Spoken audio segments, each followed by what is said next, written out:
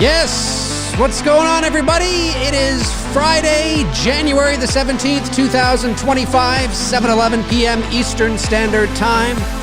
My name's Dave McRae, coming to you live from the Voiceman Studios in Toronto, Canada. This is episode 307 of McRae Live. It's a Friday night hangout. We're going to talk some horror news.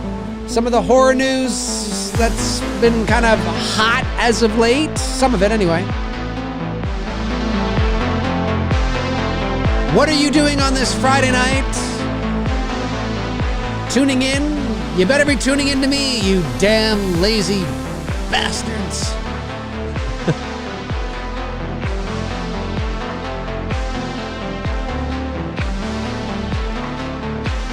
Rest in peace, David Lynch.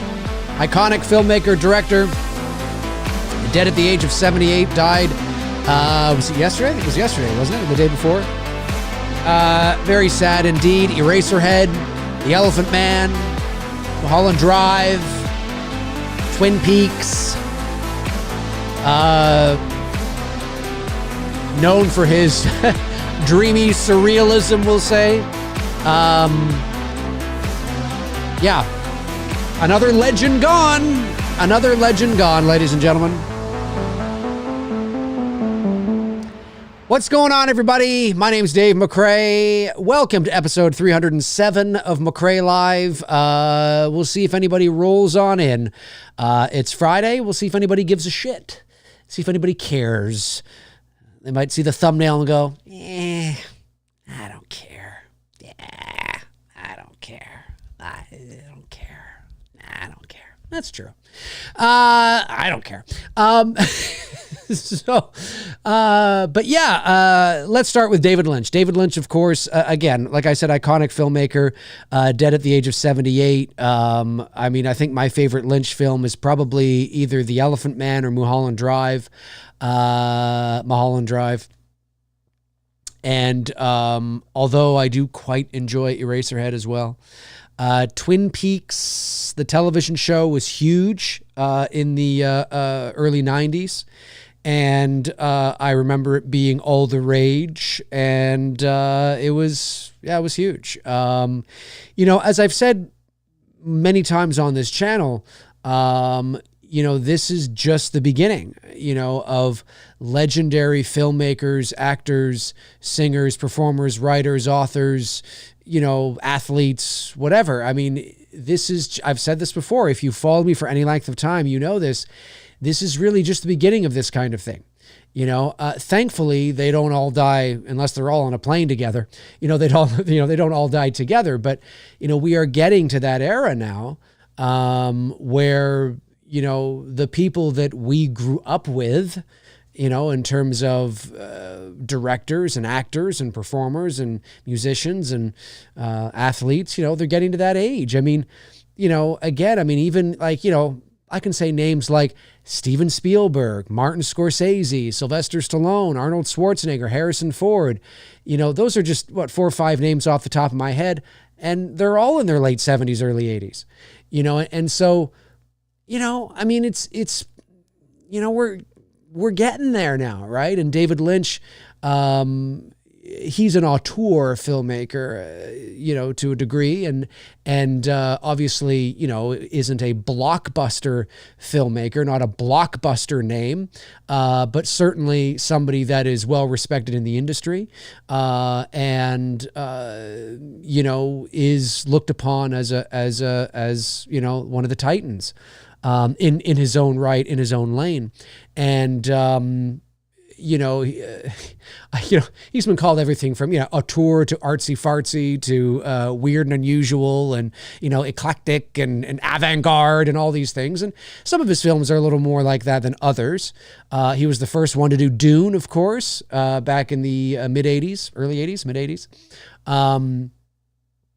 And he's an iconic name. And when I heard that he had passed, I sat there and I thought, Jesus, you know, yeah, I mean, it makes sense. I mean, you know, I heard somebody say, it's so funny. I think we keep moving the goalposts. Somebody said online, gone too soon. He was so young. And I'm sitting there, I'm thinking, well, I mean, listen, I hope one day 78 is really young. You know what I mean? Where like the average life expectancy is, 106 or something. But 78 is 78. I mean, I think I don't know what the average lifespan is in the States. Here, I think it's like 81 for men, 83 for women or something like that. It's probably similar in the States, although maybe not. But 78 it's not young. I mean, it's not old. I think sometimes people too, if they're not, you can be a healthy, young-looking, feeling, vibrant, with it, coherent 85-year-old.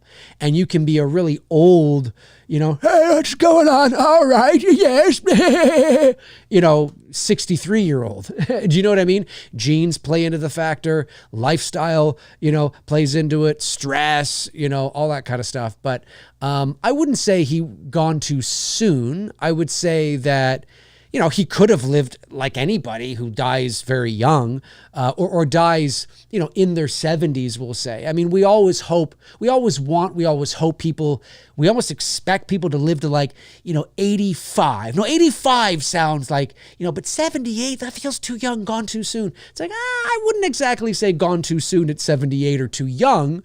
Could he have lived another 10 years? Sure. But I think for me, it's just one of those names, it's just one of those reminders. Oh yeah, those guys are up there. You know what I mean? It's for me, it was more of just oh fuck, David Lynch died. No way. Oh, he was 70. Yeah, he's 78. Yeah, fuck. Yeah, I guess so. I guess he's up there. Like, fuck. And so, yeah, it was sad. It was sad. But again, for me, just another reminder that we are entering, we have been in that era now where over the next 5 to 10 years, we're going to see some of these titan names. And the one that I'm dreading, of course, is, Harrison Ford. I mean, he's 82. He'll be 83 on the 13th of July. He looks good for his age, comes across good. I mean, I hope to look that good at 82 if I can make it. But he's still 82. And, is he going to make it to 85? Is he going to make it to 90? I don't know. The only one I think could make it actually quite significantly, is actually Spielberg. And I don't just say that because I think he's the greatest of all time, but I say that because his father lived to 105 or 3 or something like that. And his mother lived to 97. So you've probably heard me say here on this channel that if the genes fit, and that's genes with a G, if the genes fit, Spielberg may have another 20 years. I don't know if he'll be directing for 20 years, but he could live another 20 years. I mean, his parents lived very late into their years. But he's 70, what is he? He's got to be 77, 78, something like that. He's up there as well. So yeah, that's what I thought of. It was fuck, oh yeah, I guess he's God, who's next? It's kind of crazy. It's kind of crazy, but rest in peace, David Lynch. All right, moving on to other horror news. Of course, Scream 7 is filming. Scream 7 is filming as we speak now. I haven't done any McRae lives or videos where I've kind of, talked about, I really only want to do stuff, and I started doing this with Halloween as well. Although maybe I was a little more lenient with Halloween because it's Halloween. And we are Halloween. But I would like to cover more of the Scream stuff on the channel, but I'm not a news channel, so I'm not going to, turn everything on and make a video over the littlest things. That's just not my style. There are people that turn on their cameras and somebody could stub their toe on set and, there's a 10-minute video all about it. All power to you. But for me, I thought, well, maybe I'll wait. And if there's something, Scream 7 is filming. We know that Dempsey is not, and I'm learning all about this because listen, I'm not a Scream head, a ghost head, ghost face head. I don't know what you call you guys. I like Scream enough. The first one is my favorite. I could take or leave really any of the sequels. And because each movie is its own self-contained film, really, even though they all live in the same universe, every movie has a beginning, a middle, and an end. No movie ends on a cliffhanger, is basically what I'm trying to say. So you can watch each movie and never feel like you have to watch, like, yes, now you know the story goes on, but you can watch every movie, and unless I'm missing something, like there's not like these burning, lingering, oh my God. I think Scream should do that, by the way. I think they should turn the whole universe on its head. And instead of having the Scooby-Doo moment, you know, where the mask comes off and it's like, oh, and the killer spends the next 10 minutes telling you why they're so evil, I think that Scream should end on a cliffhanger and carry a story over 2 films, do something we've yet to see. But anyway, I digress. I've talked about that before. But I'm learning that people wanted Dempsey, Mr. Dempsey. He played, what is his name? Mark something or other. From Scream 3, I think it was. Was he in 4? I don't know. To be the husband of Sidney Prescott in Scream 7. They feel that it's right. They feel that that's what you got to do.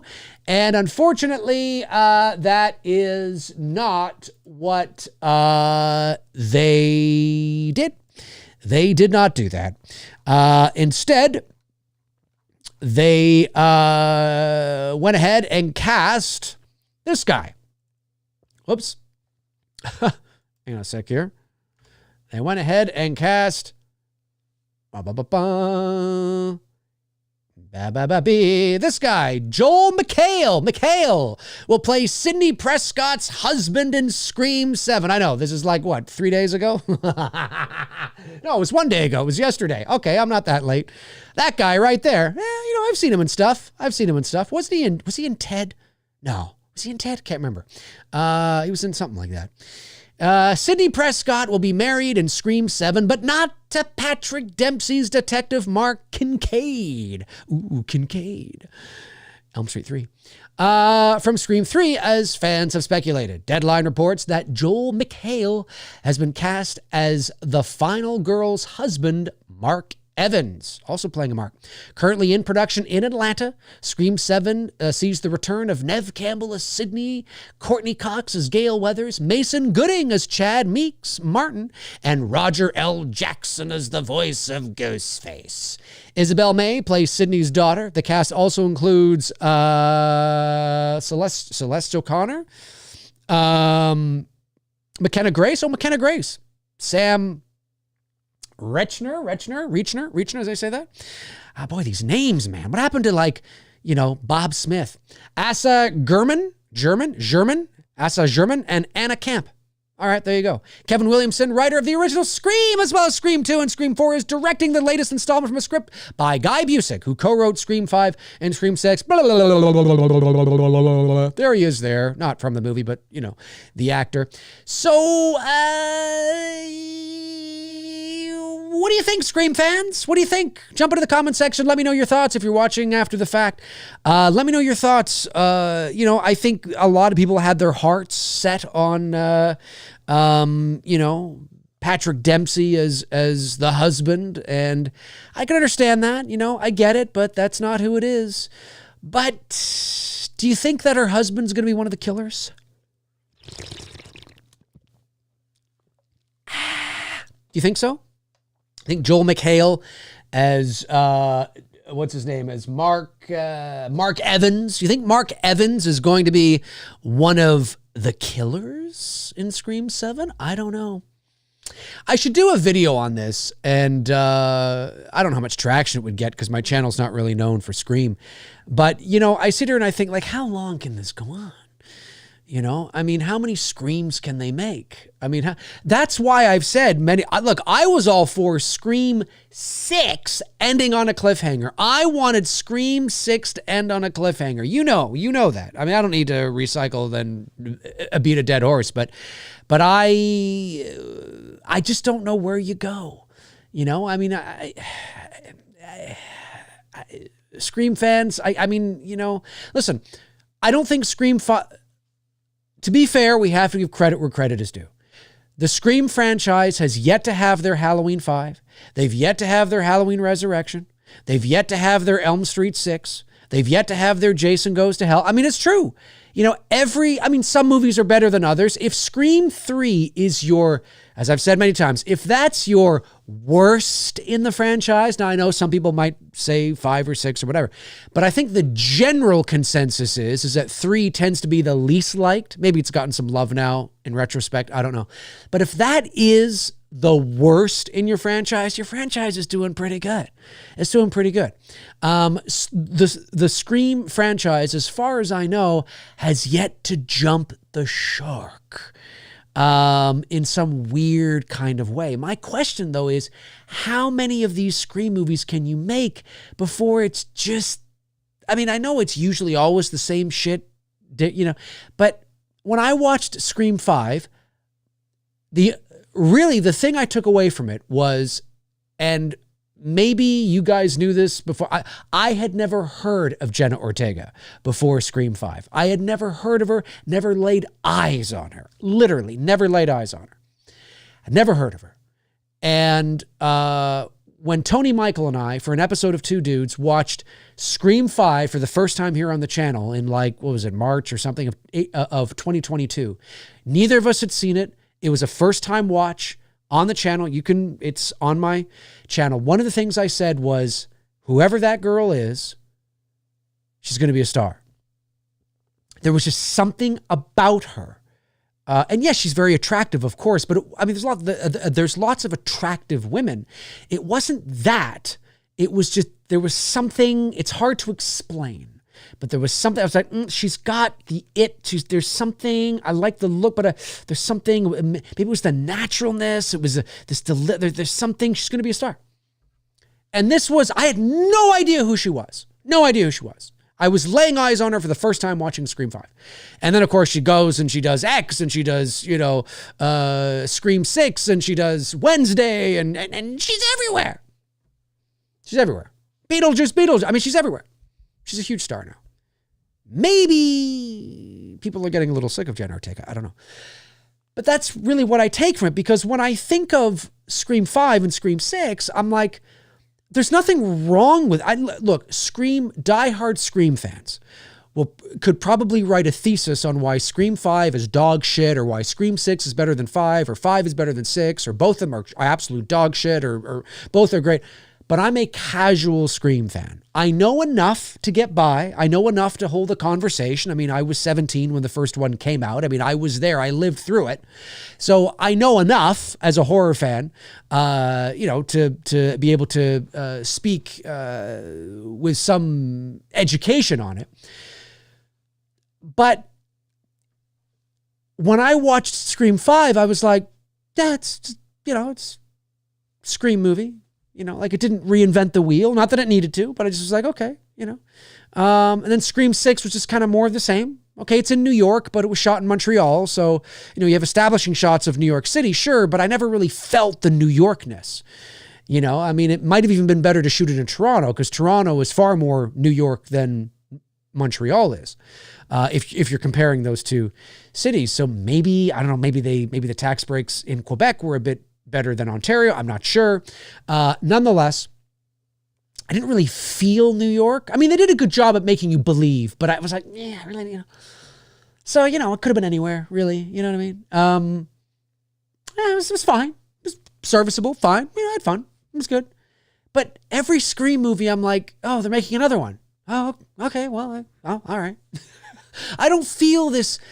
Like, why are we doing that? Like, and really it's because although it's all one universe and the stories do kind of connect, each movie is its own kind of separate story with a beginning, middle, and an end. And you know what I mean? It's because the killers are caught and they're dead and you just kind of go on, and I don't know. Anyways, are you excited about it? Are you looking forward to it? There's no doubt you are, because of the return of Sidney Prescott. But I got to be honest with you. And maybe it's because I'm not a Scream head. I don't know. Scream fans, you let me know if I'm wrong. But I got to be honest with you. In Scream 5, Sidney Prescott was hardly in it. It was cool to see her back. Scream 6, she was not in it. I didn't miss her. Like, I think the cast that you had was very strong. And I think the story you were beginning to tell was strong, that I didn't miss Sidney. And that's no disrespect to Neve Campbell. She's a good Canadian girl. She's from Guelph, Ontario, which is only about, an hour from me. I've been to Guelph many times. Nice little, I was going to say town, but it's really a small sort of city. Nothing against Neve Campbell, but I didn't miss her character. I didn't, and that's a good thing. That's a good thing, because when you want to remove a legacy character, you want to move on with a new cast. And I thought they did a great job of passing the torch with that at the end of Scream 5, when, Melissa Barrera says, I'm paraphrasing all this, but am I going to be okay? And Sidney says something to the effect of, eventually. That right there is the metaphorical, symbolic passing of the torch, right? The wise, the wise veteran who's been through it all is telling the youngling, the young Padawan, that you've been through hell, eventually you will be okay, my young Padawan. It was a passing of the torch. And so when she wasn't in 6, I was like, yeah, that makes sense. Like, she's done. Her story's done. Like, her story is literally done. It's over. She's gone. She's married with kids and she's living her life, and that's great. And now we're moving on with these new characters. And of course the whole thing happened. We know what happens here. Melissa Barrera and those, whatever. And I know that part of the reason why she wasn't in Scream 6 was because of the offer and, the money and the insulting. I don't want to be in Scream 6 because of the money. And I get all that. I'm just saying, from a story narrative perspective, it didn't bother me. I didn't miss her because I didn't feel like her story was incomplete. If I still felt like there were lingering questions, or her story was unresolved, or she had unfinished business, then I would really miss the character of Sidney. But I don't miss the character of Sidney because I don't feel like her. Like, with Halloween, you could make an argument, when it was the brother-sister arc, that Laurie, it felt right to have Laurie there because she's the sister. And so it kind of feels like, but with Sidney, I don't feel, like, I wonder what they're going to do with, are the killers going after Sidney? Is her husband one of the killers? Are they going to have the balls to get rid of one of the legacy, because that's what I thought they were going to do in 5. I thought to get Sidney to come, well, that is what they did. But I mean, in like, I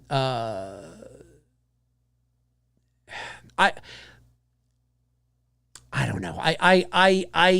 Do you kill Gail? How long can she go on?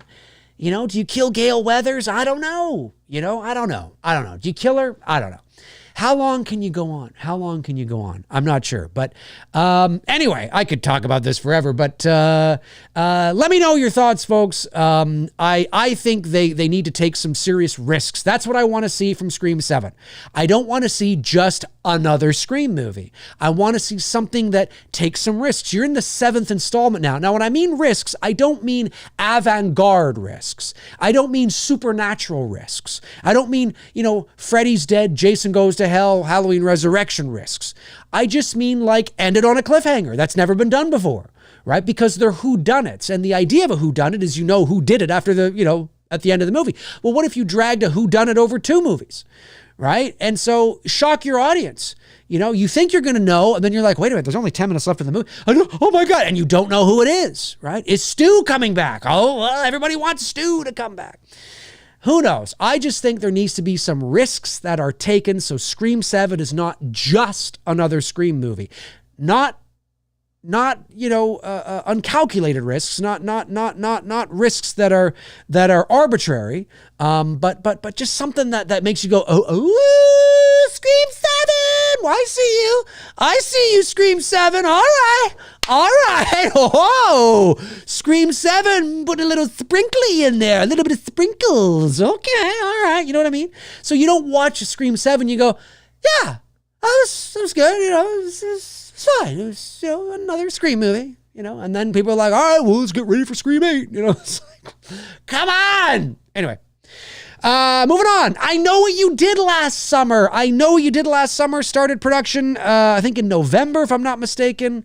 Took a couple of weeks off over the holidays. They're continuing to shoot now, I believe. They're still shooting I Know What You Did Last Summer, the legacy sequel to the I Know What You Did Last Summer franchise, you want to call it that. You got I Know What You Did Last Summer. You got I Still Know What You Did Last Summer. You got I'll Always Know What You Did Last Summer, the straight-to-DVD release in 2006. Yeah, the Amazon Prime show, I Know What You Did Last Summer, which lasted half a season, one season, whatever that was. And now you have the Legacy sequel. The Legacy sequel, which is coming back. And this, go to the screen here. This is Joe Blow. And Joe Blow says, Jennifer Love Hewitt and Freddie Prinze Jr. are not the leads in the new I Know What You Did Last Summer sequel. Ladies and gentlemen, do you remember me telling you that months ago? I said there is no way that Freddie Prinze Jr. and Jennifer Love Hewitt are going to be the leads in this new sequel. Now, you could say, well, duh, Dave. No, I know. I'm just saying that I said that they were not going to be. And when you say that on the internet, sometimes you get pushback and people tell you don't know what you're talking about and that if they're not going to be the leads, I'm not going to watch. Well, for those of you that said if they're not going to be the leads, you're not going to watch, well, there you go. I guess there's no need for you to buy a ticket. But this is not a shock to me. This is not a surprise to me at all. This is exactly how I said it was going to go. It's exactly what a lot of you said it was going to go. And sure enough, this is exactly how it's going to go. So let me just read a little bit of this here. I won't read the whole thing. There's a new sequel to the 1997 slasher, I Know What You Did Last Summer. And it's 1998 follow-up, I Still Know What You Did Last Summer. Coming our way from director Jennifer Caton Robinson. And while Jennifer Love Hewitt, who plays heroine Julie James in the first two films, and Freddie Prinze Jr., who was Julie's boyfriend Ray Bronson in those films, are both back for this sequel, they are not in the leads this time around, which you might have assumed, given the fact that Hewitt's deal to return wasn't closed until after filming had already begun, which isn't actually true. It isn't actually true.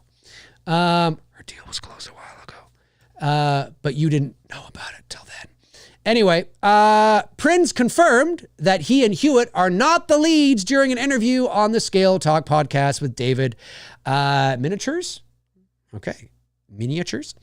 He said, with thanks to our friends at Bloody Disgusting for the transcription, he said, director Jennifer Caton Robinson just took such good care of Love's character, Julie James, and my character, Ray. They're not the leads. Of the movie. Sorry, I had to move that over. They're not the leads of the movie by any stretch of the imagination. Oh, well, there you go. Oh, okay. So not only are they not the leads, they're not the leads by any stretch of the imagination. So if you're stretching your imagination, you need to stop doing that. She made them such a powerful pushing forward of the other cast. I get it. I get what he's saying. It's not like, oh, here's the Ray and Julie movie that we deserve. That doesn't even make sense. That guy's dead. So it has to be a new generation. And the way she sort of laces us in there with them is just beautifully done. The script is wonderfully written, according to Freddie Prinze Jr. So there you have it. No surprise. Like I said, when we were talking about this, when this was announced months and months and months ago, maybe last summer, I said, look, this is a legacy sequel. And, there's only a few ways that this can go. There's like 6 or 7 different ways that you can do this, maybe even less. Right. And usually when it comes to these kinds of things, and I said to you, and I'm not saying I'm the only one that thought this. I'm just saying that I said this, a while ago. I said, look, this is probably how it's going to go, is that Jennifer Love Hewitt and Freddie Prinze Jr. will come back. Because come on. And they will be, like he just said, their story is over. Like their story is done. And if I Still Know What You Did Last Summer is canon into these 2 movies, which I don't see why it wouldn't be, then Julie and Fred's story really is over. Like really, right? I mean, the killer is dead. And so they've moved on with their lives. And that doesn't mean that there's not still residual effects or, whatever the case is. But I said, I don't know what episode of McRae Live it was, but I said that what is likely going to happen is that they've moved on with their lives. Whether they're married or not, I don't know. I always like it when maybe they're not married, like when things are not necessarily happily ever after, because you can get a little, there's getting... You can go too dark and become too emo, and then it's just like really dark and like, oh my God. But life is not all sunshine and rainbows, as Rocky would say, right? I mean, it's a very mean place, and life is life. And so, whether Julie and Fred are married or whether they're not, I don't think they are. But they're they've moved on, and, whatever the case is. And what ends up happening is that something happens that may or may not be connected to the past. We don't know. But something happens with a new generation of young Padawans, young teenagers or early 20-something kids. And they, maybe it's in the same town, maybe it's not in the same town, but they discover through, investigating, or if this was an 80s movie or a 90s movie, they'd be at the library with the microfilm, they discover the story, or maybe or maybe it is the same town and the story of Julie, James, and Ray and whatever, like it's legendary, so it's known or something. I don't know. But whatever the case is, something begins to happen and they have to seek out Ray and Julie for their input and their advice. And how much of the climax and the third act and the rumble and tumble and the, Julie and Ray are a part of, who knows? Who knows, right? But as Freddie Prinze Jr. said, this is not their story. He didn't say that verbatim, but that's basically what he's saying. Is that this is not Ray and Julie's story. This is the new kid's story, and we are there as complementary players to be that bridge between the past and the future, the old and the new, and our stories will intertwine and connect, and we will be able to, listen, hopefully they do it better than this, but very similar to what happened in Exorcist Believer, right? You know what I mean? You seek out the power, and it's, whatever the case is. And that's sort of, I'm not saying it's going to be like Exorcist Believer. I don't know. I'm just saying that we've seen that before. And I know some fans get annoyed by that, but maybe it's a little tropey, perhaps. But I firmly believe it's not, look, everybody has a story about going to the grocery store to get a bag of milk. Well, if you're in Canada, it's a bag of milk. We also have cartons of milk. People are like, you just have milk in bags in Canada? I'm like, no, we do have milk in bags in Canada, but we also have jugs and we also have cardboard boxes as well. We don't just have bags. But everybody, let me Americanize this. Everybody has a story about going to the grocery store or the supermarket to grocery shop, right? We all have a story. But it's what happens on our way that can be different from one person to the next. Everybody's story is different. Everybody has a different story about their journey of grocery shopping or going to the grocery store, who they met, who they saw, who ran out in front of them, this person, this happened, I went over. Everybody, there's only so many stories we can tell. It's all how you make it your own and sort of, change the journey up a little bit, make it unique, try to freshen it up. And that's the job, right? There's only so many ways you can tell a legacy sequel, right? If you want to include both the past and the new. At some point, you got to bring the past in. And usually it makes sense that something happens. It's properly motivated. It makes logical sense, because otherwise, why would these people be seeking out those other people unless there was a reason to do it?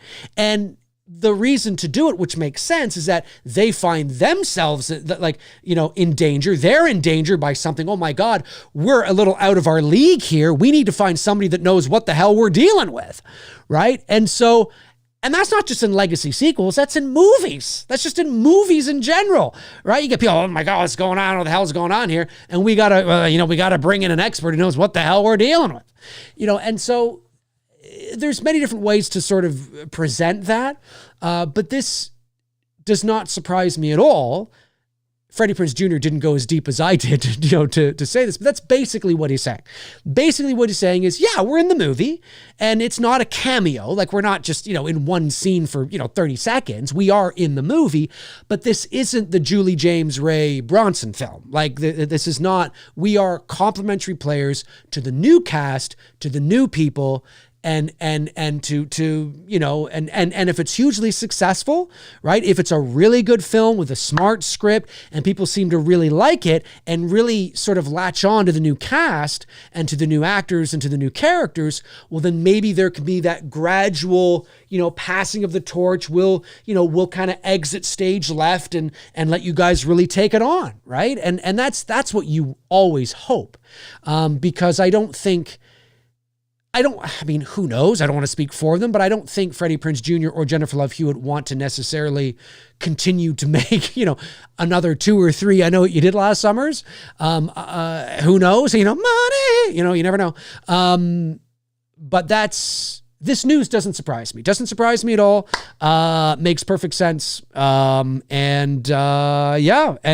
we'll see how it goes. But it's coming out this year, this summer. I know, and it's probably just going to be called I Know What You Did Last Summer.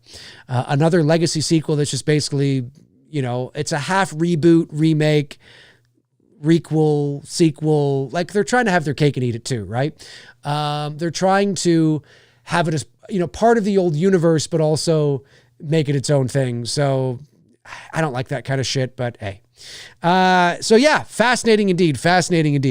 And then, what else? Those are 2 big things that were on the agenda. Well, there was a couple other things, but let me, see, I've already been talking for about 40 minutes here. So let's jump over to the,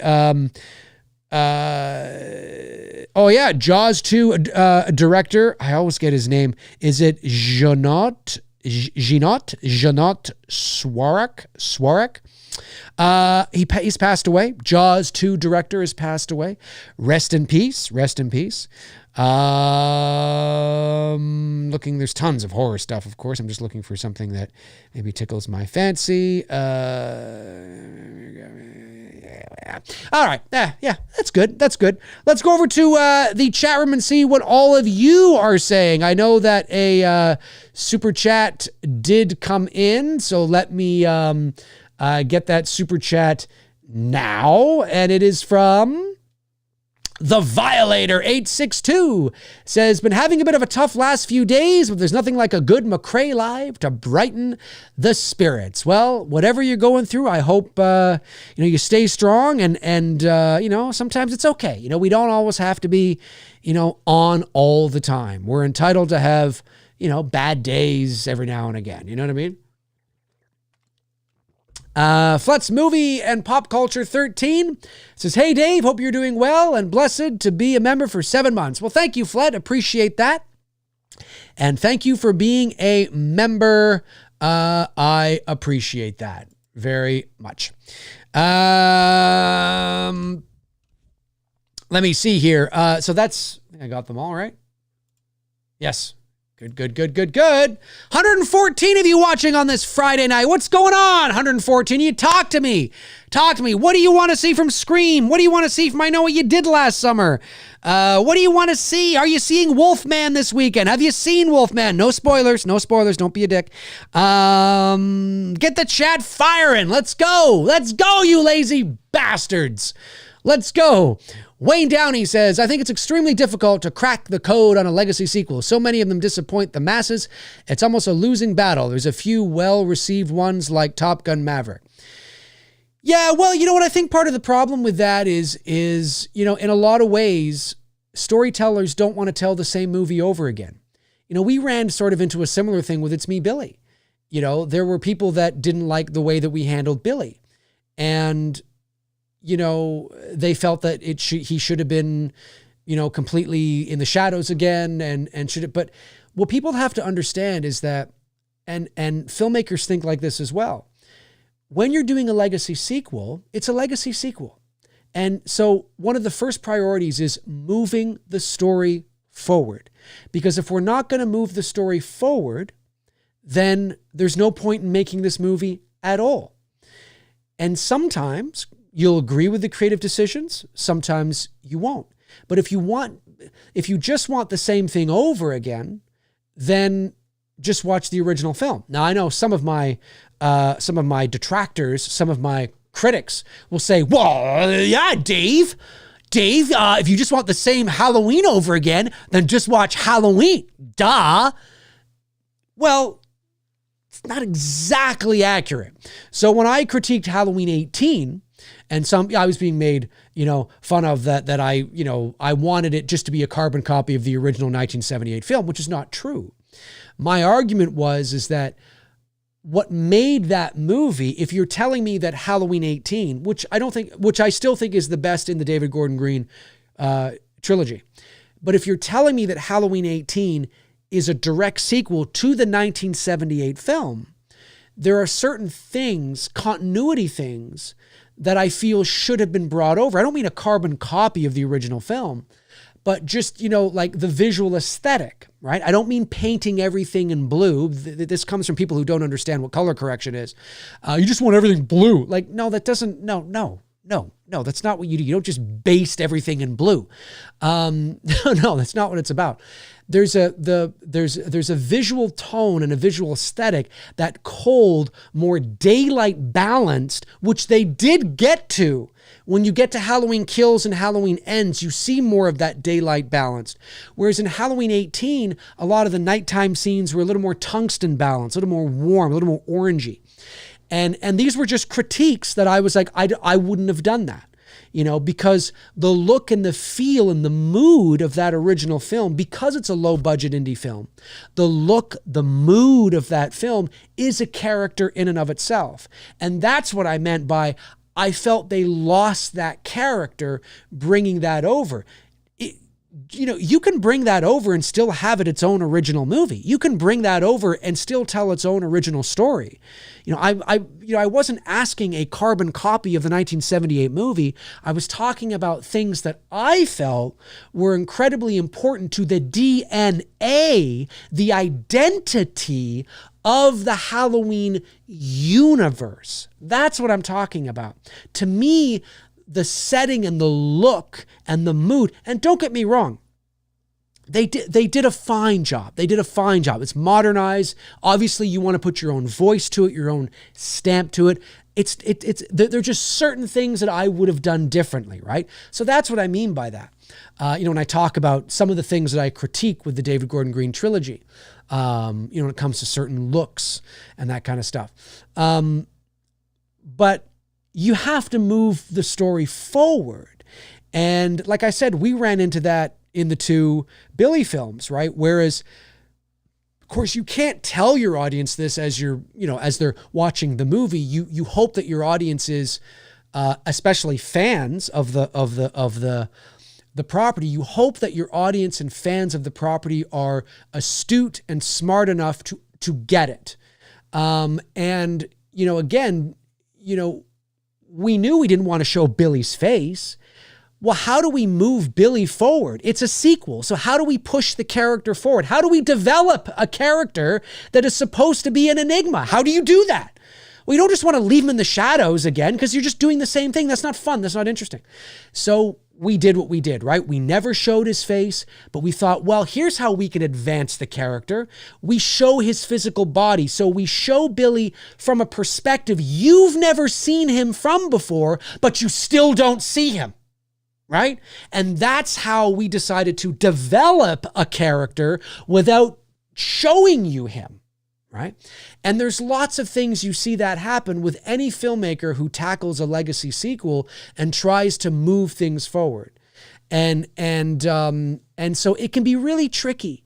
And I think there are a segment of fans that really do just want, not necessarily they think of it consciously, but they would rather just a carbon copy over again.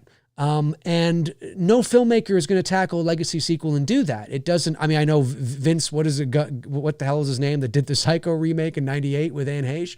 And how did that turn out? Right. So, it's important that, I truly believe that it is about respecting the source material, honoring what's come before.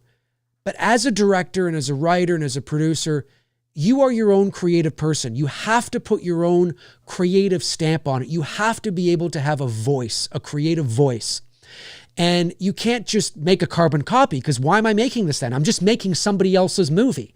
I'm literally just doing what somebody else did, even though all those creative decisions they may have done, I might not do because it's not my style, right? Or at least half of it. Or I might have, have done it a bit differently. And so it's very important that directors and writers have a voice, but honoring what's come before, is incredibly important as well. And I feel that we did that with the two Billy films. I really do. I feel that look, there are Black Christmas fans that despise the Billy films, and there are Black Christmas fans that love the Billy films. And those that despise them, I think, it has nothing to do with the quality of the film. I think it has more to do with the fact that they exist. They just don't feel that this is their Black Christmas. They think Jess died at the end of the movie and they don't want to go on, and it's a whole thing, right? And that's fair. That's totally fair. But I feel that we honored, with very little to go on, I feel what we did was we did it right. We did it right. And so many people have come forward and said, this should have been what Blumhouse had done. This should have been the even though, you guys are unofficial, this should have been what, you know what I mean? And people will happily watch our two films now, which is really cool. And that's by respecting the source material, understanding what makes the original so great, and pushing it forward while still making it feel like it lives and breathes in the same universe. It's tricky to do. It's not easy. But it's really, really important. And doing that doesn't mean you're going to agree with the creative decisions, right? There are people that agree with the way we handle things. There are people that don't agree with it. And that's just art, at the end of the day. But you are right. It's a very tricky thing. But I think a lot of the times it comes from expectations and preconceived ideas of what fans think it should be. And then it doesn't end up being that way. So they think it's dog shit.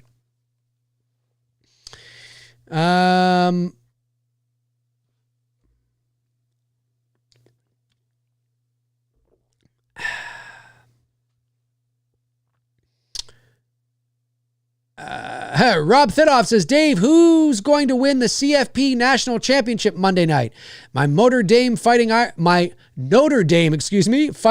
or Wayne Downey's Ohio State? Buckeyes, go Irish. I think it's going to be Notre Dame. I have no skin in it. I have no idea. Brandon Collins, Dave, what is your favorite classic Universal Monsters film? I've always been partial to The Wolfman and Creature from the Black Lagoon.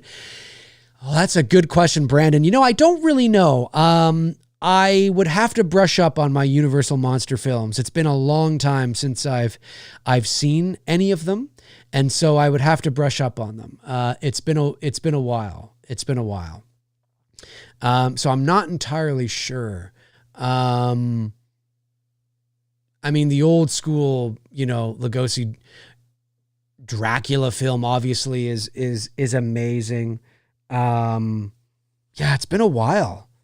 Like probably since I was a teenager. It's probably been 30 years since I've seen them. So it's something I've got to brush up on for sure. Antonis Andriota says, Dave, I have a special effects question for It's Me, Billy Chapter 2. Was there real snow in the movie, or was it fake snow that you made? For Chapter 2, snow, it was... What scene are you talking about in particular? There was no snow. There was snow in Chapter 1. When we shot Chapter 1, there was tons of snow. So that's all real. In Chapter 2, there was no snow. So now the flurries you see, like you'll see kind of snow blowing a little bit in a couple of shots. That's real. But there was no snow on the ground. There was no snow on the ground.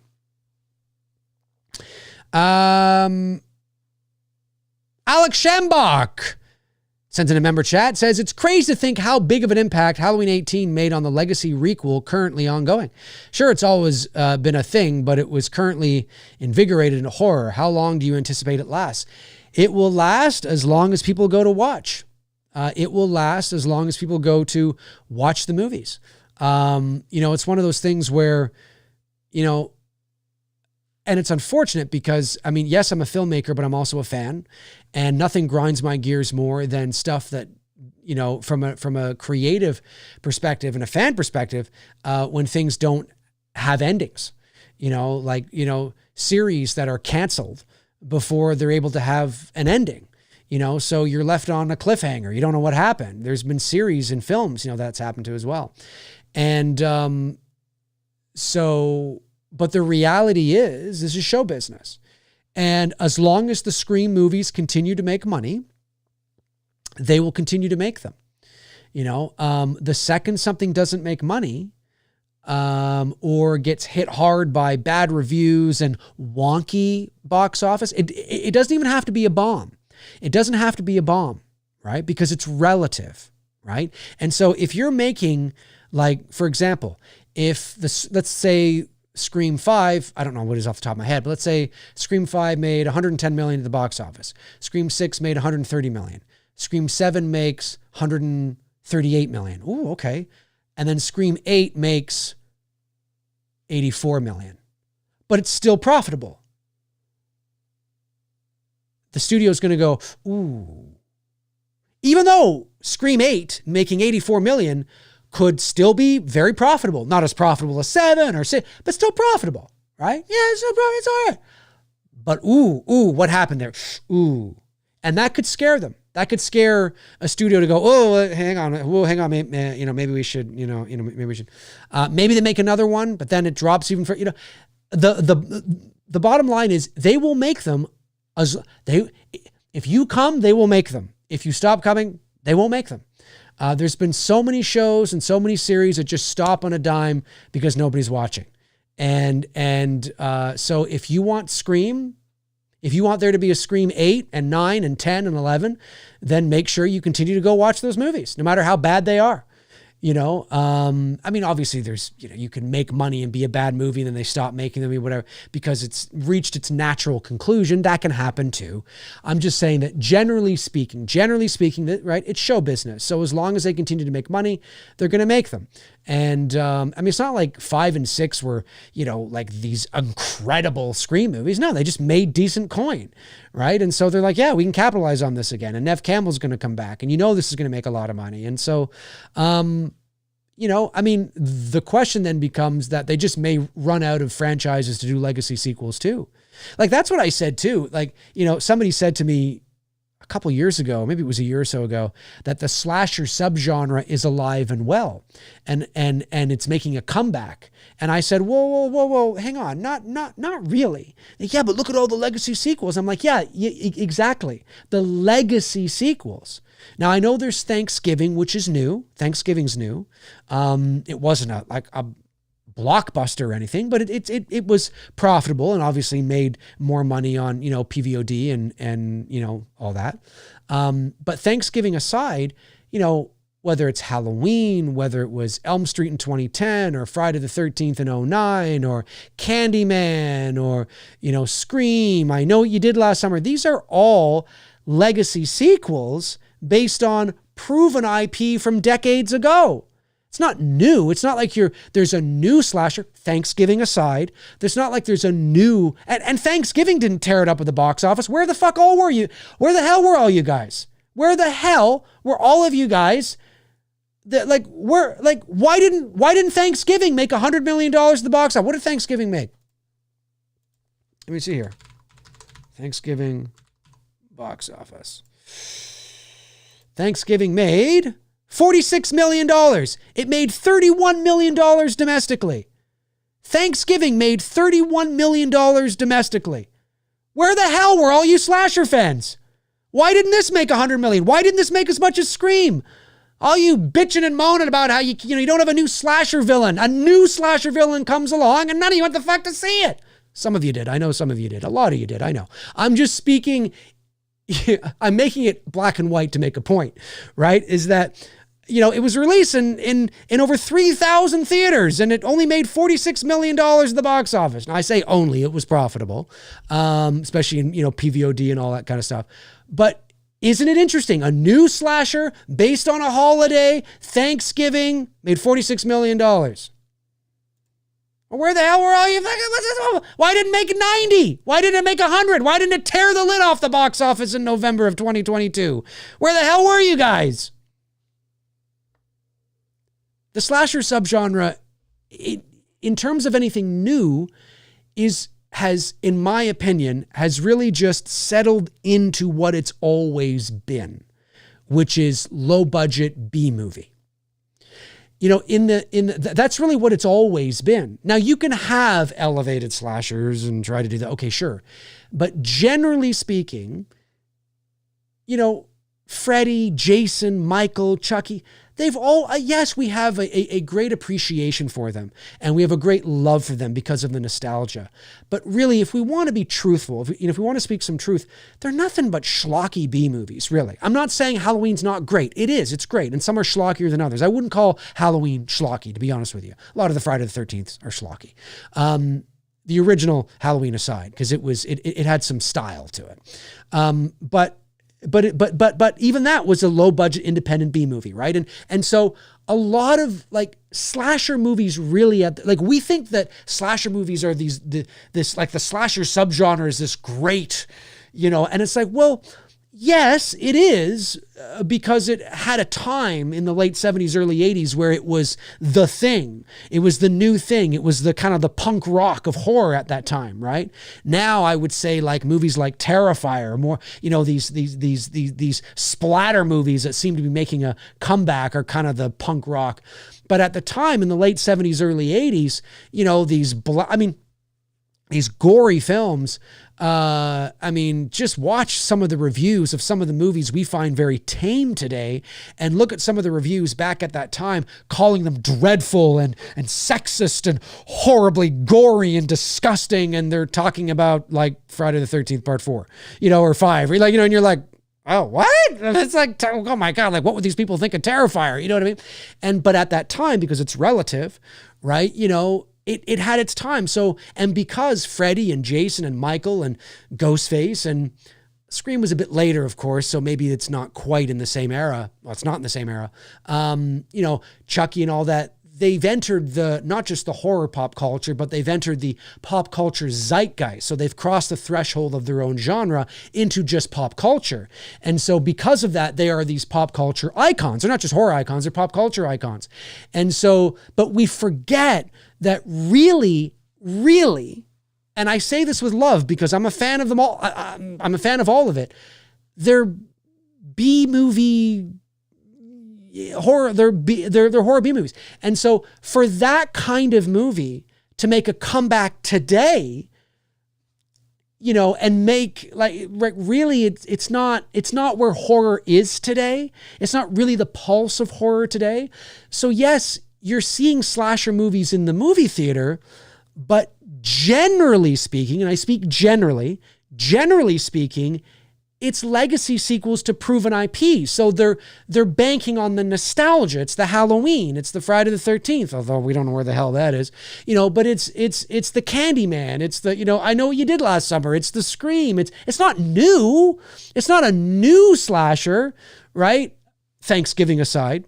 And so, yeah, I don't think the slasher subgenre is alive and well in the sense of we have these new slasher villains that are coming up. And I know what you're thinking. Yeah, but what about Terrifier and Art the Clown? I know. I just don't see the Terrifier film as a slasher. To me, that's not a slasher movie. To me, it's a splatter film. It's just, it's a schlocky splatter film that the hook is the gore. That's the hook. It's the splatter. It's the blood. It's the guts. It's the crazy. That's what that is. I don't really, for me, it doesn't fit in the same category. It's a different category. That's why I don't really kind of include that.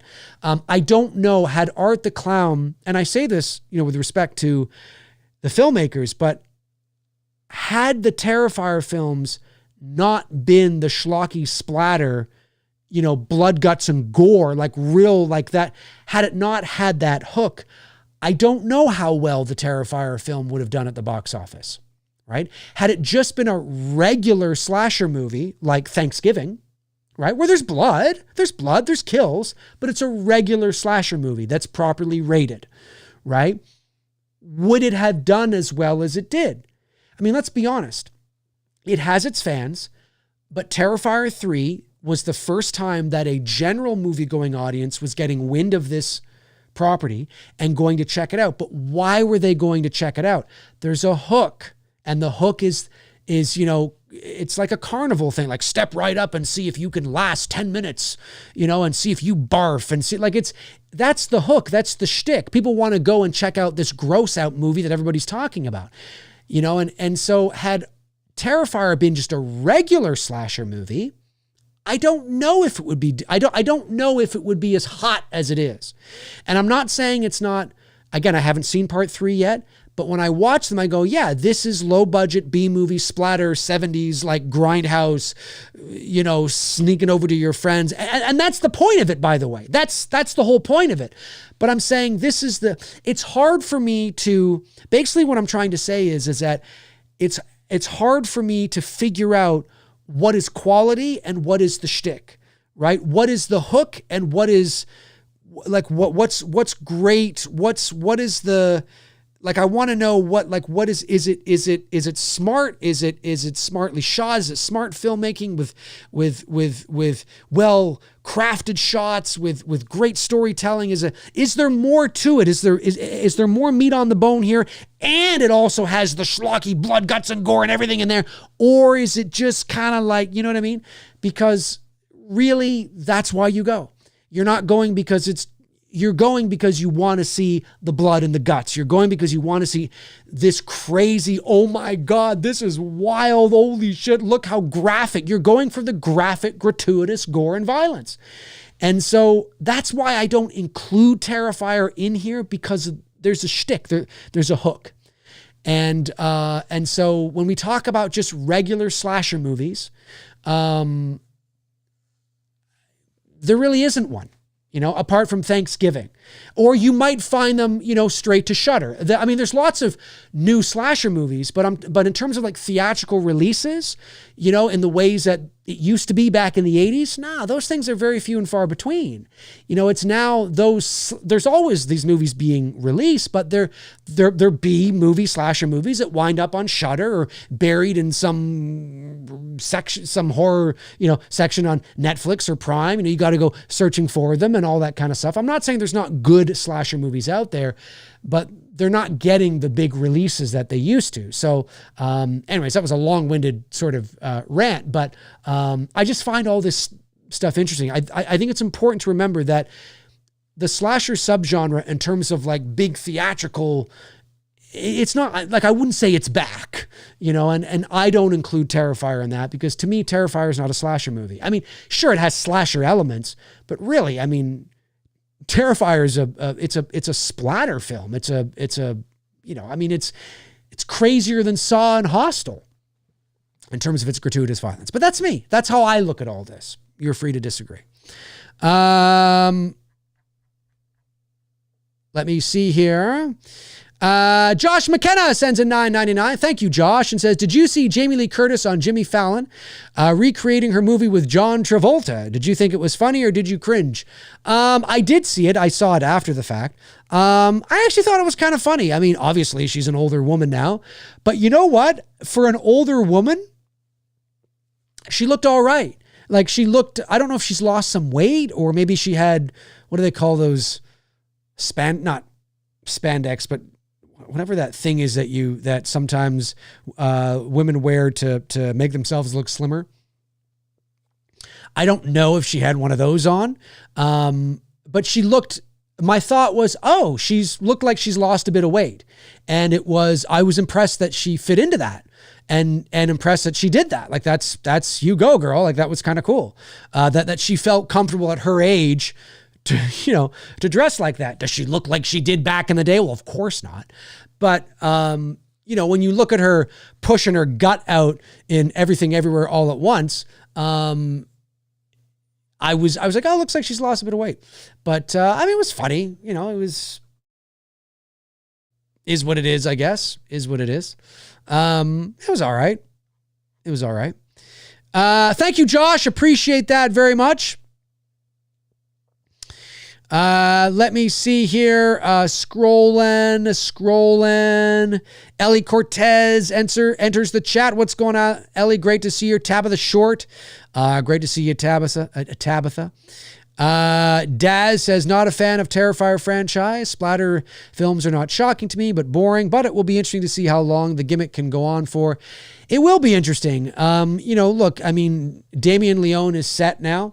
You know, he's a very wealthy man, and he owns the entire Art the Clown IP. He will do Terrifier 4. It will make good money, and he will get richer from that. And then he will be, you know, in a comfortable spot to be hired to do other things. I don't know what sort of aspirations he has or wants to do, but I question how many people now that have seen, you know, Terrifier 3, the general movie-going audience that were going because they were curious. They were going with friends. They were going because you got to check this out, you know, will return. You know, it made a lot of money. It made nearly $100 million at the box office. That's gigantic on a $2.5 million budget. It is hugely profitable. But I will be very curious to see where it goes and you know, whether 4 makes less. You know, it's released in as, because it, you know, if 4 makes more, then great. If 4 makes less, then that might tell you something, that there were quite a few people that did not return, you know, or everybody will return and then some. Who knows? I don't know. But yeah, I haven't seen part 3 yet, but what I was told by Terrifier fans that have seen 3, these are some Terrifier fans, you may disagree with them. I've said this before too, but they've said that, and this is them saying this, not me. They said, I like 2 better. I do like 3. I didn't find 3 gorier than 2. I just found that there was more of it. And that was an interesting statement to me, made by a Terrifier fan, because it told me that, is Damien Leone reaching the threshold now? I mean, because once you've mutilated a body 35 different ways, you know, and twice on Sunday, there's only so many more things you can do to reinvent it and to shock an audience. And that's what the Terrifier films are all about, is to shock the audience. Well, eventually you're going to get desensitized, right? And eventually you're going to, you know, been there, done that. We've seen this. Okay, maybe we haven't seen it done to this or done like that, but we've seen this. And so that was a common thread. And I know that, I believe Darren from The Slaughtered Lamb said that too. He said, you know, there really wasn't anything in Terrifier 3 that they haven't already done. There was just more of it. So it was a gorier film because there was more of the gore, but there really wasn't anything that we hadn't already sort of seen before, you know, in terms of the gratuitous violence. And so that's interesting to me. So that makes me think, okay, well, if you've reached that threshold for some fans in 3, what is 4 going to be like? How far can you continue to push the envelope? Now, I know that, you know, he doesn't want to kill kids on camera. I know that he alluded to it in part 3, but, you know, short of actually taking a child and watching a child being murdered, he says he's never going to do that. Okay. But what if Terrifier 4, what if, well, you know, the word gets out that, you know, there's buzz on the street that, you know, been there, done that, you know, this is nothing new, you know, the reviews. I mean, right now, Damien Leone is living in the world of everybody loves me, everybody loves my film, generally speaking, right? He's living in the euphoria of, you know, positive Rotten Tomatoes scores, you know, being adored and admired and, you know, the hot new thing on the block and all this kind of stuff. But eventually, if he keeps going, and maybe he won't, maybe he will stop, he knows when to get out, maybe he will. But if he continues to go, eventually there will be the buzz will start to come in, boring, old school, been there, done that, nothing new, jump the shark, done this, whatever. And then he's going to start, you can see it, the sweat, is going to be getting, on his face. He's like, oh, damn, what can I do? And if he wants to do another one, is he going to be tempted to push a line and push an envelope that he previously said he would never go to, right? I'm not saying he is. I'm just saying, I don't know the man. Maybe if he was here right now, I'd be like, nah, man, that's not going to happen, man. That's not going to happen. Fair enough. I'm just, giving some ideas, right, of how these things can sometimes go. And so, I just think I find that interesting from somebody who's yet to see it. I have no stake in the game. They're not my kind of horror films. I will watch part 3 when it comes to streaming. I'm not going to pay for it, but I will watch it when it comes to Prime for free. And well, no, I'd pay for it if it was like, $4 or $5 or something like that, like a rental. But the last time I checked, it was still like, to rent it was like $25 or something. I'm like, well, I'm not going to spend $25. I'll wait till it's like, $4 or $5 or something. And that I've done, and that I have no issues doing. But yeah, it's interesting, isn't it? You never know. You never know what's going to happen. But I do know there are some Terrifier fans that already feel like, oh, we've kind of been here already. What can we do in 4 that we haven't seen before? What line will he push? Or will it just be continuing to give you more of the lines he's already pushing? Right? You know what I mean? And so there's this impression and illusion that's created that, oh my God, this one is crazy. And it's like, well, it's not really more crazier than the others. It's just more of it.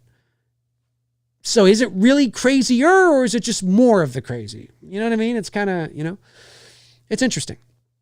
Interesting indeed. Super chat from Kratos War sends in $4.99. Thank you, buddy. Says, hey, Dave, are you ever going to do another Two Dudes? Yes, definitely. We are.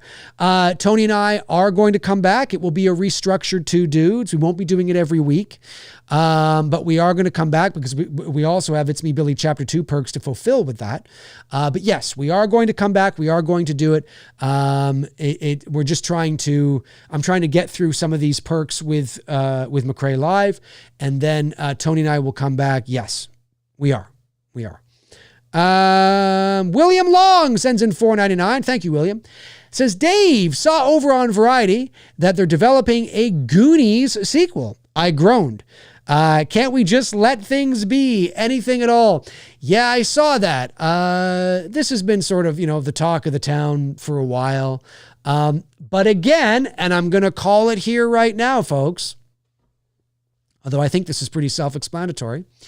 The Goonies sequel, very much like the I Know What You Did Last Summer sequel and a lot of legacy sequels, I don't think this is going to be Sean Astin and Corey Feldman and, Josh Brolin and Key one. Oh God, I forgot his name. You know who I'm talking about. I think they will likely be in it if you can, work a deal out. We know that, I think that they will. I don't know if they'll all come back, but you'll probably see a lot of them come back. But is the Goonies sequel going to be about them going on another adventure where they're the main stars? Probably not. You know what I mean? Probably not. It'll probably have something to do with their kids, or something to do with, it'll be something like that where, the kids, maybe they wind up in there in the third act, or I don't know how you're going to do it with them. I really don't. I will be very surprised if it is specifically about them and them only. I think it'll just be about their kids, and their kids need to go on an adventure, and then they get caught up in it. Like they get caught up in it. I would say maybe reluctantly, or maybe Sean Astin is like, guys, Goonies never say die. We got to remember when we were kids, and then they all band together. And so maybe they're in on it a little bit, but it'll be something like that. Their kids need to save, the Goondocks. There's going to be something going on there, a lot of nostalgia, and then the old farts, with the beer bellies I got to get back in on it. You know what I mean? Although I think it's only Sean Astin that is a little chunky. Brolin, I think, is in pretty good shape, and Key, of course, is very slim. But and Feldman is slim, and Chunk, Jeff Cohen, who plays Chunk, he's an entertainment lawyer now. I think he's an entertainment lawyer. He's a lawyer anyway, and he's slim now. He's definitely not Chunk anymore. But yeah, look, if you can get them all back, that's amazing. But I doubt it will be like, it'll be it'll be something like that. Right? It'll be something like that. And I don't want to see it. I don't want to see it. I really don't want to see it. I mean, who knows? You know what I would, although if Spielberg directed it, he didn't direct the first one, obviously, but if Spielberg directed it, that would be interesting. Would he do it? I don't know. Just don't make it cookie cutter. Like, make it like, I really hope they surprise us. I really hope they surprise us where we kind of feel like, oh, this is going to be about kids. They're kids. Need to go into pirate treasure. They tag along, getting bad guy. You know what I mean? Like, very cookie cutter. We watch it. We go, pfft. You know what I mean? Don't make it so cookie cutter. Don't remove the DNA, but surprise us. Don't be afraid to surprise us. That's what I hope to see anyway. Hope to see it. And yes, Gremlins 3, or a Gremlins. Yeah, they're doing that too. Did I get all the super chats and member chats? I think I did. Let me just see here. I want to believe I did anyway. I think I did. Yes, William Long was the last one. Good. Just want to make sure, folks. Just want to make sure. There's another one. Josh McKenna sends in $9.99. Thank you, Josh. And says, I know horror doesn't often get Oscar buzz. What do you think is different about Demi Moore in The Substance? Will more horror movies be nominated because of the movie? Do you like Quaid's character? I do love Quaid's character in the editing and the disgusting nature of his grummy teeth while eating shrimp. Listen, I think, look, I think The Substance will get nominated. I don't know in what categories. It may get nominated for Best Picture, but that's because there's 10 options now. And so, like, back when I was growing up, there was only 5. And then about, what was it? Has it been 20 years yet? It's been at least 15 years where they've had 10 available for potential Best Picture. Horror, generally speaking, is not nominated because horror, generally speaking, is garbage. And when I say garbage, I just mean there are so many horror movies and so much of it is just trash, and it really takes, the Oscars are supposed to be about honoring the best of the best. And generally speaking, horror movies are not the best movies of the year. Like, straight up horror movies, right? And usually too, although I think this is changing, when this debate used to come up, I don't know if it's like this now. You guys can correct me if it, or, let me know. But when I used to see this debate a long time ago, even before I was on here doing this on YouTube, there used to be people that would, say that, like, horror movies never get nominated for Oscars. And then the examples they would use would always be slasher movies, or horror movies that you're like, well, yeah, why would that be nominated? Like, why would you nominate Elm Street 5? Like, why would, Friday the 13th 09 be included? Like, why, you're thinking of the wrong, those are not the horror movies that, I know it may sound pretentious, but in order for the subgenre to have a movie that gets nominated, it has to be something that is an exceptional display in many categories, right? And it has to communicate to the audience, terrific acting, great cinematography, a great story. It gets a lot of buzz, or it resonates with an audience, or whatever the case is. And generally speaking, Every now and then a horror movie comes along where that happens, like a Silence of the Lambs or like a Long Legs or, whatever the case is. And we're seeing a little bit more of that now in the horror genre. But the horror movies that even as of late are nominated, they're not slasher movies. They're movies like Get Out or movies like, Hereditary, which I know didn't, but they're more of the, I know Toni Collette didn't get nominated, which was a travesty. But they're those kinds of movies. They are the more elevated type of films because those kinds of movies, generally speaking, in terms of the filmmaking process and the craft of storytelling and the craft of filmmaking, exemplify artistic talent. And how stories are told, through the cinematography or through the pacing or the performances or, the editing and like, wow, like even the opening of Hereditary, where we kind of move into the dollhouse and then all of a sudden we're in that, like those kinds of things, like the craft and the artistic merit, or the artistic talent, of filmmaking is for a horror movie to even be considered, generally it has to be special. It's got to be, almost like a couple of genres in one. It's a horror thriller drama, or it's a psychological thriller. Like, you know what I mean? It's not just horror. Like, it's not just like, Wolfman or, it's got to have something else for everybody to take notice. And that's because the people that are doing the nominating are the Academy members, right? And not every actor is a horror fan. Not every actor likes horror movies. Jamie Lee Curtis hates horror movies.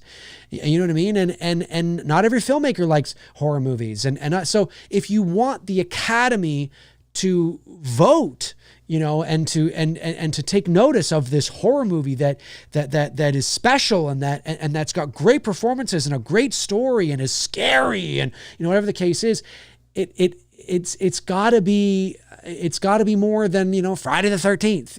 It's got to be more than Candyman. It's those movies will never get nominated because they're just sort of paint by numbers, run of the mill, pedestrian sort of. I'm not saying they can't be good within their lane. They can't be good within their genre. They can't be good within their subgenre and even special within their subgenre. I'm not saying that. I'm just saying that in order for it to cross the threshold into Academy material, like, wow, winning Oscars, like the best of the best, you know what I mean? That's a different level. And that doesn't mean that you will always agree with the Academy, that you'll always agree with the nominations, or you think, no, I think that should be. Totally. Hey, it's art. It's art at the end of the day. But it takes a very special horror movie, and it's usually the ones like watch the horror movies that do get nominated, right? Generally, they're the ones that you go, oh yeah. Like that had great performances, like the craft of the movie. It's not just that it's a scary movie, just the craft of the film. It's really good. Like the way it's crafted, the way, the story is told, great performances. It's dark, great themes, like usually, generally, not all the time, but generally, if something does get nominated, I get why. Like, I totally get why, right? So, The Substance, I could see The Substance getting nominated, but it also wouldn't surprise me if The Substance didn't get nominated. I will be honest with you, it would not surprise me if The Substance didn't get nominated, but it wouldn't surprise me if it did. I don't think The Substance is one of those movies where it's like, oh, come on. Now, I know maybe Darren Sands might completely disagree with me on that, but I think it's a good horror movie, and I think it's deserving of some attention, some buzz, especially for Demi Moore. But I don't know if The Substance overall as a movie, overall, is an Oscar-worthy film necessarily. But her performance in it certainly wouldn't surprise me if she was nominated. So it's an interesting discussion, Josh, and it's interesting.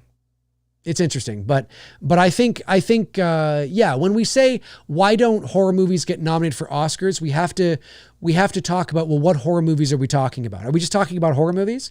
Because listen, I mean, Halloween and Elm Street and Freddy and Chucky, they're never going to get nominated for Oscars because they're not the kind of movies that are made to present and exemplify artistic, genius in the craft and in the art of filmmaking. And that's acting, music, directing, writing, you know what I'm saying? And so, no. So, in the same ways that action movies, generally speaking, don't get nominated, right? It is usually your dramas. Yes, it is usually your dramas, because they tend to be generally, thematically deeper. And those themes and stories allow the actors to, flex their acting muscles because of the stories that are being told. And the themes within those stories allow the actors to really go to dark places or to uplifting places or to have incredible story arcs, to watch transformations of performances. And it's just like, oh my God. And depending on what the story is, generally, again, I speak generally, those big dramas are usually those kinds of Oscar contenders because the stories and the themes allow for that, great cinematography and great storytelling and great writing and great performances and great this. So yeah, you will usually see that. But that doesn't mean that a horror movie can't do that, right? Look at Silence of the Lambs, right? It can be done. I think some people think that a slasher movie is going to get nominated or something. And it's like, yeah, maybe one day, but no, I mean, Halloween, Freddy, that's what the Saturns are for, right? That's what the Saturns are for. You know what I mean? But anyway, thanks, Josh. Jeff Harris sends in a very generous super chat of $19.99. Thank you, Jeff. Appreciate that. Says, hey, Dave, growing up, did you ever have a family dog? I did. I know you're a cat guy. I am. This upcoming Monday, I'm saying goodbye to my childhood dog of 19 years. Oh, no. Sucks, but he had a long life and was lucky to have had him for that long. Dude, 19 years. That's amazing.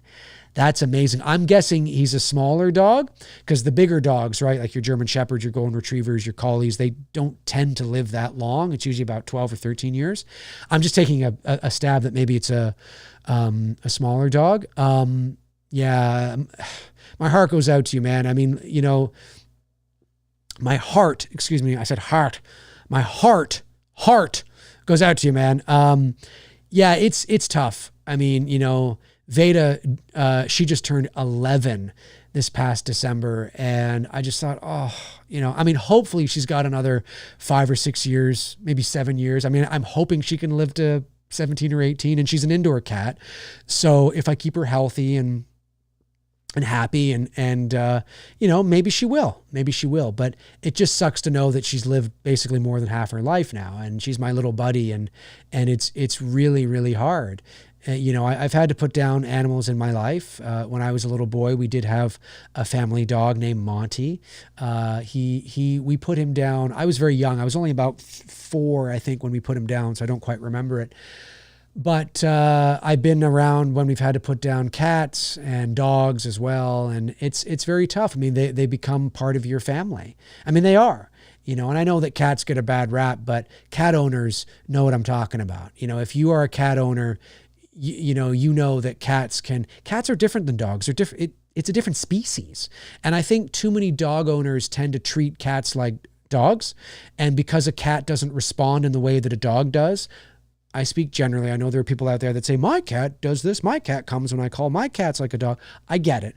But generally, I think cats get a bad rap as being stubborn and dismissive and anal and moody, which they totally are and can be.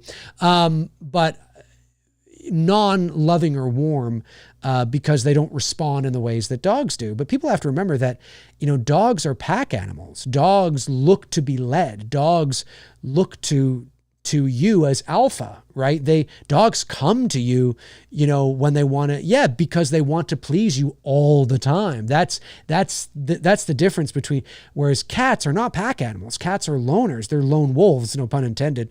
But they're loners. They're hunters. They're predators.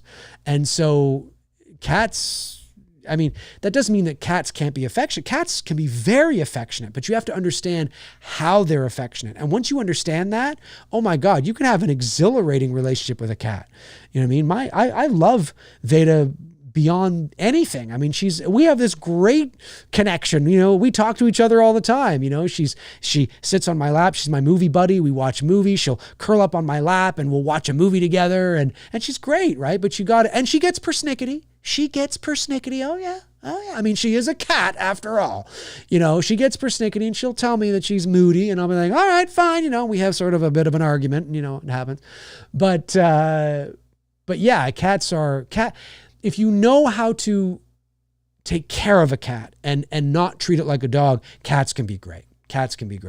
But dogs, listen, dogs are amazing. Dogs are amazing. And that sucks, man. That sucks. But you know what? Like you said, 19 years. You've got a lot of memories and you can't say that, your dog didn't live a long life, right? That's amazing. But it's tough, man. It's tough. But thanks for the the super chat, Jeff. I really appreciate that. And I wish you the best of luck on Monday.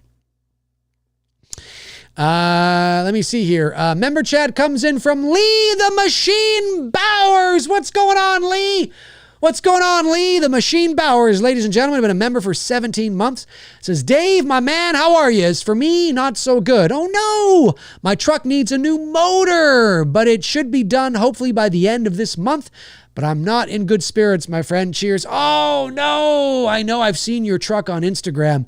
And, but you know what? The good news is in a couple of weeks, she'll be as good as new.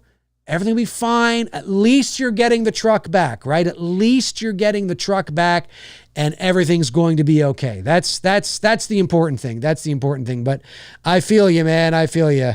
Thanks for the member chat, Lee. I really appreciate that very much. All right. Did I miss any of the super chats? Let me just see. I just want to make sure that I got them all. Ooh, I'm thirsty. This happens when you're yapping away. Jeff Harris, Josh McCann. Yes, I did. I got them all. I just want to make sure I wasn't missing anything. Reese Wilson says, never easy losing a pet. I agree. Lost one of my beloved sausage dogs to a poison bait test. A poison bait last year. No, fuck, that would have pissed me off. Was such a touch and go situation, and it was too late when we realized what was happening. Oh, fuck. Yeah, they always say it's so, unfortunately, it's very easy to poison a dog. Because dogs, they get into everything. They they're scavenger. They'll get into everything. They'll eat, they'll lick everything. You know what I mean? It's harder to poison a cat. Not that it can't be done, but cats are very persnickety. And, you change your food on a cat and your cat, walks over to the bowl and is like, the fuck is this piece of shit? The hell's this? Yeah. Cats are much more difficult to poison. Not that it can't be done. It can and has, but it's more difficult. But dogs, oh yeah, it is. It's so easy. You just slap a bunch of poison on a sausage and, away you go. Whereas the cat might go over and be like, something going on here. They're just much more cautious and persnickety by nature. That sucks, Reese. That would have pissed me off. Fuck. Why do people do that? You know what I mean? Such garbage. Such garbage. Such garbage. Let me see here. We've got Tom Hungarian says cats will take care of themselves. Just got to feed them and change their litter. Dogs need to take care of dogs a lot more needy. Yeah, I think cats will take care of themselves in that sense, obviously with the, the litter and the grooming and all that kind of stuff. But Cats need love too. I think cats, again, because dogs are pack animals, dogs will naturally gravitate towards you, right? And cats maybe not necessarily. Cats are more, again, cats and dogs are not the same species. They are literally a different species. Like they're not, they're a different species. They're not the same at all. And so I think to really, like I said, I think if we really understand that cats can be really fulfilling and a wonderful pet and a loving pet that gives you, not in the same ways, but Veda comes over to me all the time, meows, jumps up on my lap. I put my hand out like this. She headbutts me, on my, my hand. She'll flop on the ground, show her tummy, which is obviously, a sign of trust. I'll give her tummy. There's this thing out there, which I understand. Oh, never scratch a cat's tummy. They don't like that. Some cats maybe don't. But Veda trusts me, and I'm scratching her all the time. We call it her tummy rub session. She'll flop onto the carpet. I'll be scratching her tummy, and she'll be doing this and doing this and doing this, and we're going under the chin. We're scratching under her chin, and she's purring away, and she's doing, again, she has to trust you in order for, for that to happen. But there's moments where I'm like, are you sure you're not a dog? But that's because of the relationship I built with the cat. Cats like routine. A lot of animals do, but cats especially, they like routine. They don't like the routine broken. But I think, yes, dogs, you have to make sure that you take out for walks and, and all that kind of stuff for sure. Dogs are more responsibility than cats. That is true. But cats can be great. Cats can be great, but they always get the bad rap in the cartoons as being snotty and snooty, which is not too far from the truth. Let me see here. Tom Hungarian sends in $5. Thanks, buddy. Says, Dave, what do you think about Jasmine Savoy Brown coming back for Scream 7 and Patrick Dempsey will not return?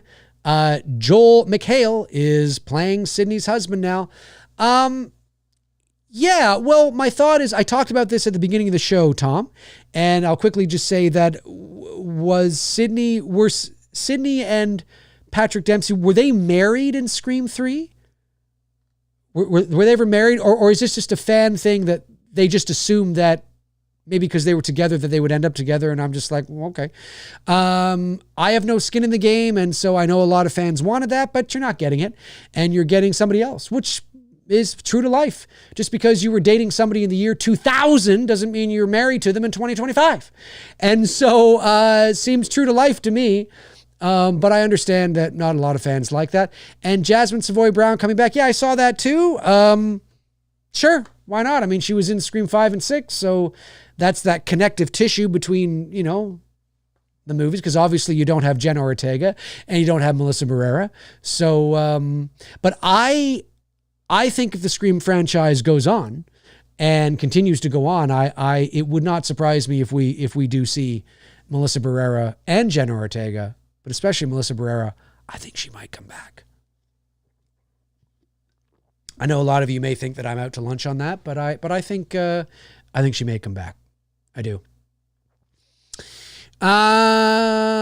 Let me see. Reese, cats and dogs living together. It'll be anarchy. It's Ghostbusters, right? I think.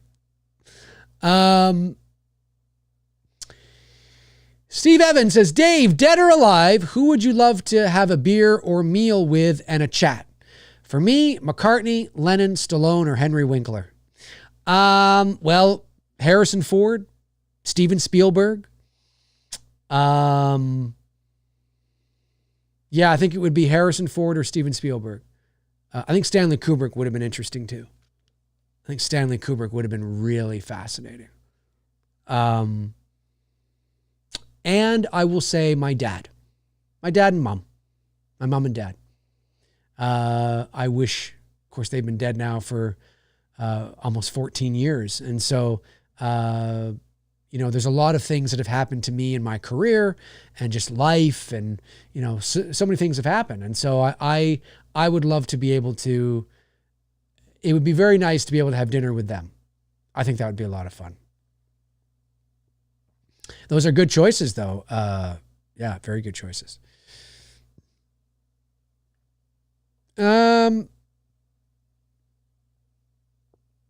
Scared Straight Production says, Dave, Chris Columbus is writing Gremlins 3 and Goonies 2.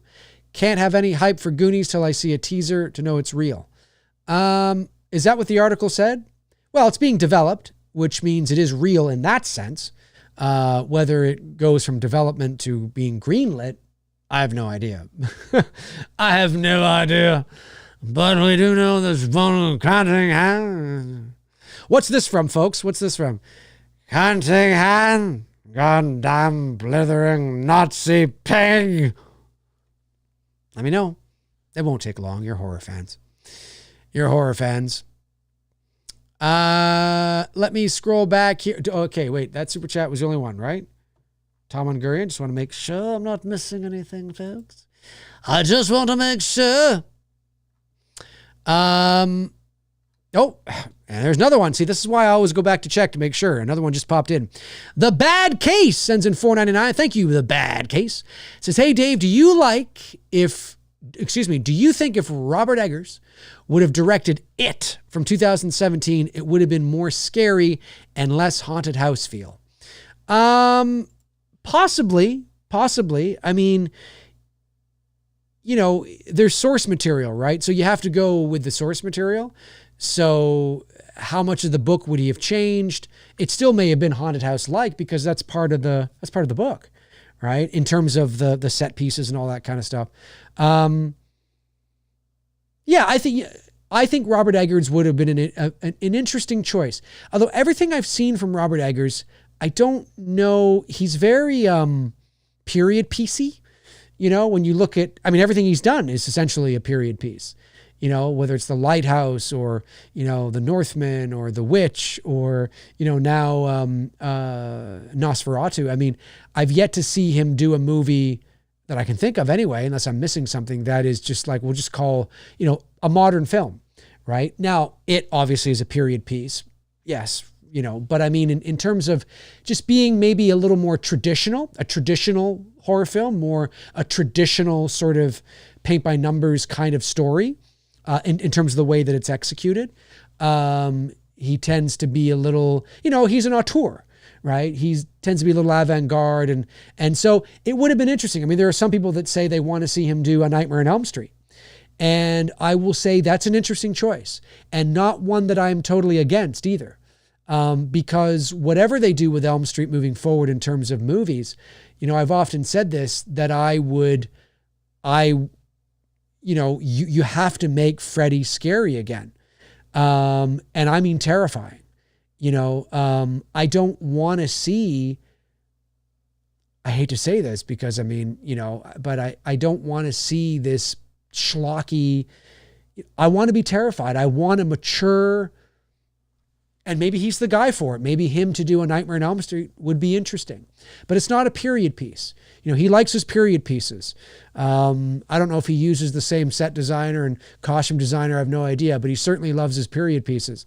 But I would say, you know, I would like to, yeah, it would be interesting to see a film set in present day, but bring all his directing sensibilities, his you know, the way that he crafts his shots and the, you know, the mood and the atmosphere and all that kind of stuff, I think is just, you know, it's just great.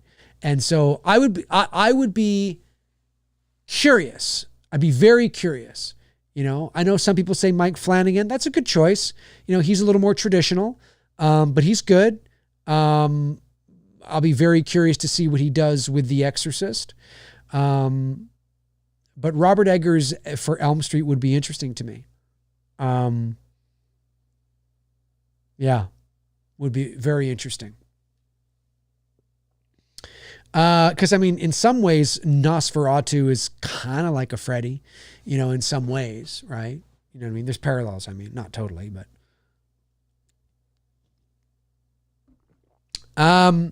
It's a good question. Let me see, what time is it? All right, we'll go a little bit longer. We'll go a little bit longer, ladies and gentlemen. A little bit longer.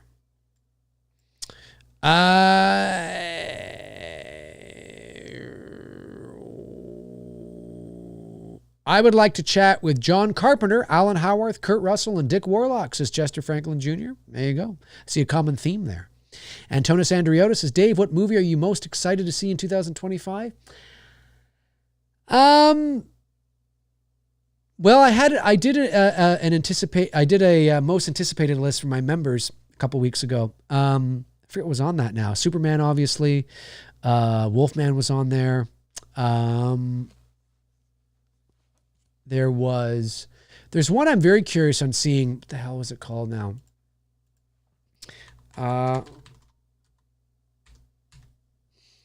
It is Presence. I'm really looking forward to seeing Presence, directed by Steven Soderbergh. It's a movie that is shot all from the perspective of the presence. And so it's about this. I'll just read the IMDb thing here. The IMDb thing, it doesn't. Okay, well, anyway, it just says, a family becomes convinced they are not alone after moving into their new home in the suburbs. But the entire movie is shot from the perspective. It's like POV. It's shot from the perspective of the presence. And I thought that was very interesting and different and something we haven't seen before. So I am very curious on checking that out. Now, it was released last year. It's actually a 2024 film. I think it went to Sundance or TIFF, or I forget where it was. But it's being released theatrically. When is it being released theatrically? It's very soon. Oh, January 24th. So yeah, very soon. So like next week. So maybe I'll go see Wolfman this week and then go see Presence next week.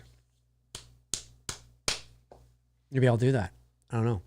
But yeah, Presence is one I'm looking forward to, because it's just because it's different, it's unique, and it's one of those things where Presence is one of those movies where it's either going to, I feel like anyway, it's either going to be really cool, like that's really good, or it's just be like, kind of interesting concept. It's been done. I don't mean it's been done before, but I mean like now it's been done, because of the movie, and I don't think we need to see. I don't really know. Like the trailer is interesting. I'm just not quite sure how it's going to go yet. But yeah, check out the trailer. YouTube The Presence by Steven Soderbergh, and it looks interesting. And I think, is it Lucy Liu? Is that who's in it? No, not Lucy Liu, is it? Yeah, it's Lucy Liu. It stars Lucy Liu. So, yeah. There's that one. And there's others too. I just, for whatever reason, they're brain farting me. Let me see here. Steve Evans says, why couldn't Nightmare be a period piece? Might be interesting, like your Halloween film noir, things that make you go, Yeah, no, I'm not saying it couldn't be a period piece. It absolutely could be a period piece. I'm just saying that I don't know if it's unlikely that's the direction that they would go in with the character, is what I'm saying. Like, it's very unlikely that they would ever do the idea that myself and Tony Michael had for Halloween. I think it's a cool idea, but I think the probability of them doing that is highly unlikely, because I think it's maybe just a little too avant-garde for the series, and you run the risk of potentially alienating fans. I think it's just a little too, I hate to say it, I think it's a little too elevated for Halloween. Just as I think it might be a little too mature for Elm Street. And so I think whatever they do with Elm Street, I think you're going to see something a little more traditional. That doesn't mean, though, that it can't be great, that it can't be a really good film. But yes, could they do a period piece for A Nightmare on Elm Street? They absolutely could, for sure. Yeah, I agree. And I would be down. I'd be down to, at least entertaining the idea anyway. Twilight Sorrow says, I understand why the audience and critics didn't like it, but I feel it's gone over the heads of those reviewing it poorly. Whilst it's not as good as the first film, I feel it's actually solid. I'm not quite sure what movie you're talking about. Perhaps something I was talking about earlier. Yeah, I'm not quite sure what movie you're talking about. but feel free to let me know. Brandon Collins says, Carpenter is my favorite filmmaker, but I'd never want to meet him. He just seems like he wouldn't be any fun to hang with. Yeah, no, he wouldn't. You have to be, like, you've really got to be in his inner circle. You know, you got to be Tommy Lee Wallace. You got to be Nick Castle or somebody he's known for a long time. You know, that, yeah, because if you're just somebody that he's meeting because you're a fan, I don't think he would be necessarily, well, he could be because he has been. But like I was going to say, I don't think he'd necessarily be like rude, but excuse me, he could be. Yeah, Carpenter is, you know, he doesn't give a fuck. He doesn't care. He doesn't care, ladies and gentlemen. He doesn't care. Let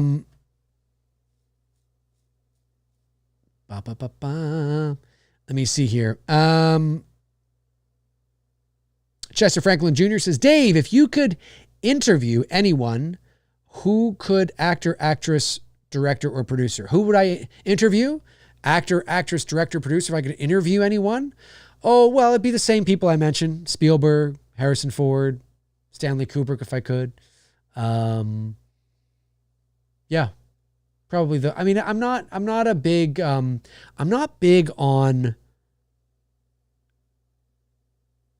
yeah, I'm not, how do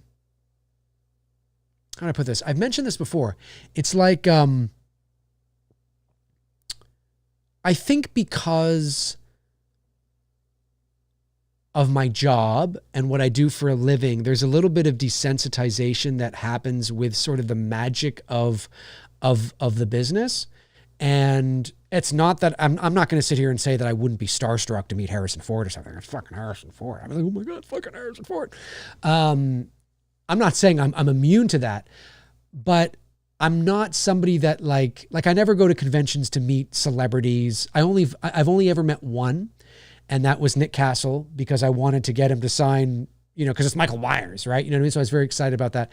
But whenever I go to a convention, which is not very often, but if I go to, you know, I go to walk around, look at the trinkets, you know, the t-shirts, hoodies, you know, the vendors, all that kind of stuff. I never go over to where all the actors are, because it's not really my thing, my jam to get autographs or sign posters or things like that. Now, when I say that, that's not me. I don't mean that in a pretentious way. I don't mean that I'm better than those who, not at all. I don't mean that at all. I have to say that because, you know, there's somebody that's going to probably interpret it that way.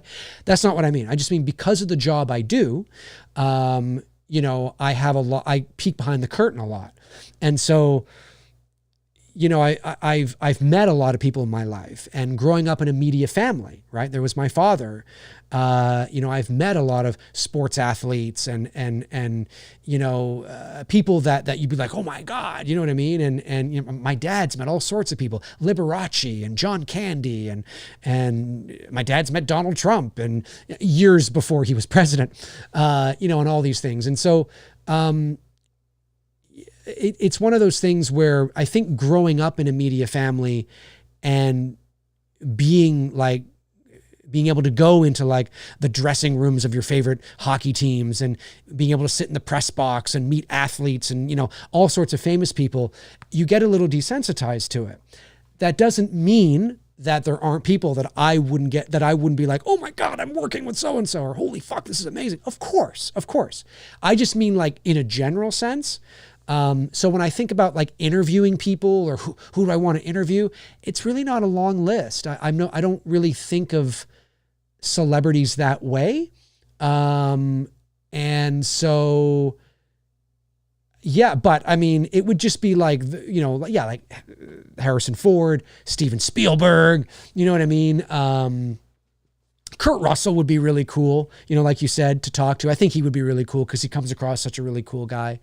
But that's probably about it. Like, I don't have a laundry list. Kubrick, again, if he was alive.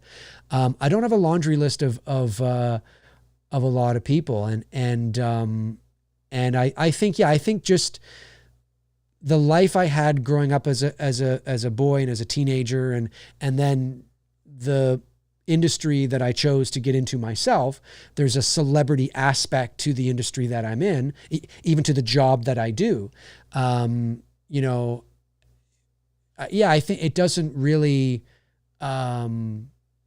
hit me the same ways or gets me excited in the same ways that maybe it does some people. And again, I don't say that in a pretentious way. I don't say that I'm any better. I'm not any better at all.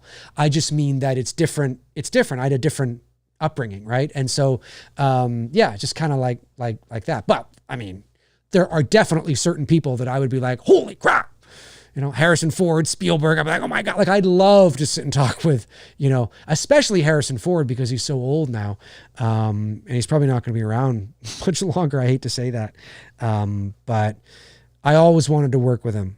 I always wanted to work with Harrison Ford. And Spielberg. I think just meeting Spielberg like that, like he doesn't, because he doesn't need to, but like if Spielberg ever came to a convention, right? You know what I mean? Like that's somebody where I'm kind of like, okay, how long do I have to wait in line? What is it? 16 months? Okay. All right. I may have to wear Depends and wait in line for Steven Spielberg. You know what I mean? Like there's certain people where even I might be like, okay, like that's kind of crazy. You know, it's fucking Steven Spielberg.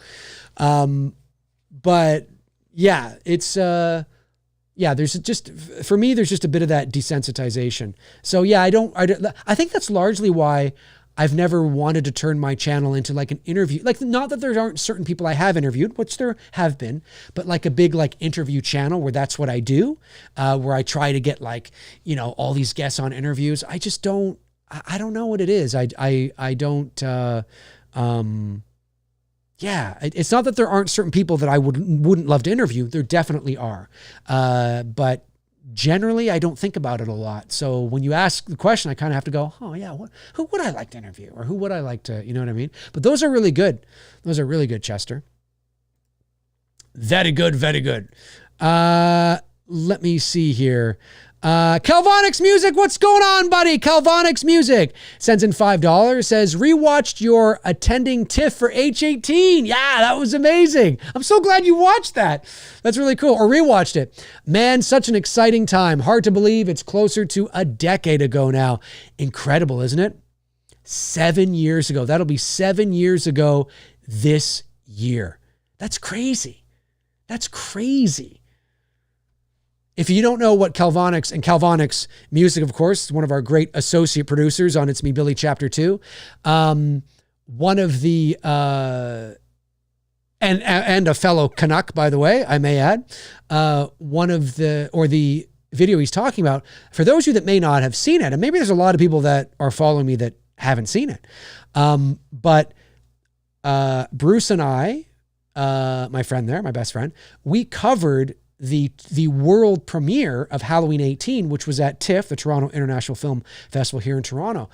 We were able to get some tickets, and we went, and we covered the whole day. So just, if you haven't seen it, just YouTube Dave McRae Halloween world premiere or something like that, and it'll come up. It'll come up. It's about a 20-minute video, I think.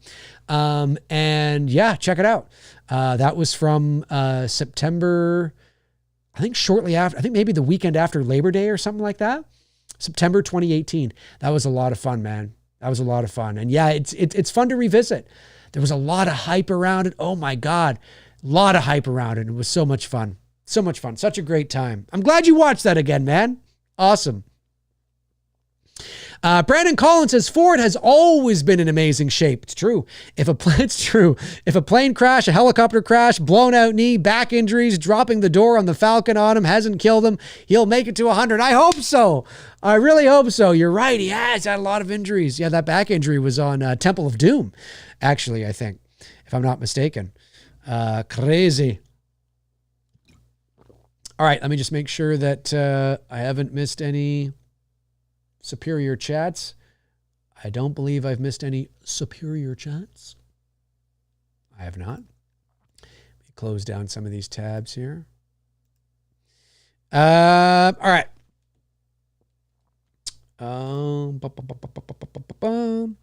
Johnny Diamond says, wasn't your dad a reporter, Dave? Maybe that's why you don't want to do celebrity interviews. I don't think that's it. My dad was a reporter. Well, he was a journalist. And when he first got into journalism, which would have been in the early 60s. So my dad came up through like the golden age of journalism. My dad was a news reporter. And then somewhere in the late 60s, early 70s, he transitioned to sports. But when I say sports, I don't mean that he was, giving the scores. I mean, he was like writing like feature length articles on sports athletes. He wrote documentaries for Joe Montana and I think even Sugar Ray Leonard, maybe, I can't remember. But he did a lot of writing, like feature length articles on athletes and things like that. And he was in sports for a very, very, very long time. But I think when Kennedy was killed in 63, my dad was 21, a very young reporter. I want to say my dad went to cover it, but I can't remember if he went. I know he went down. Maybe it was the Martin Luther King one. I can't remember.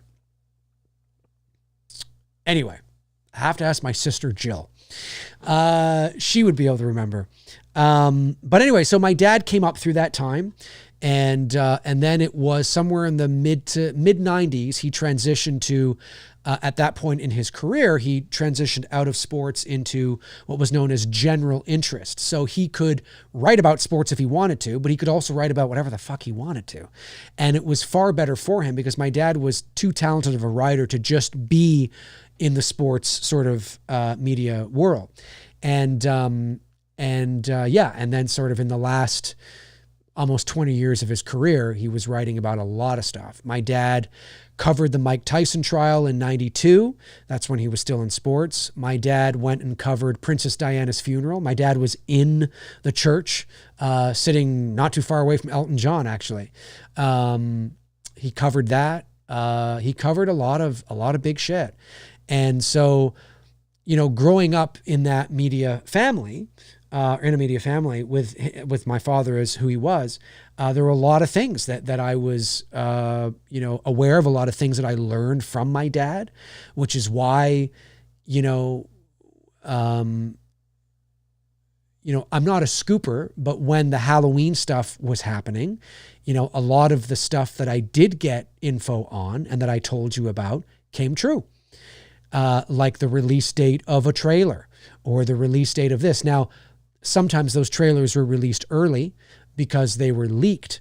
But I remember when I had broken the news that the Halloween Kills trailer was going to release on a certain date.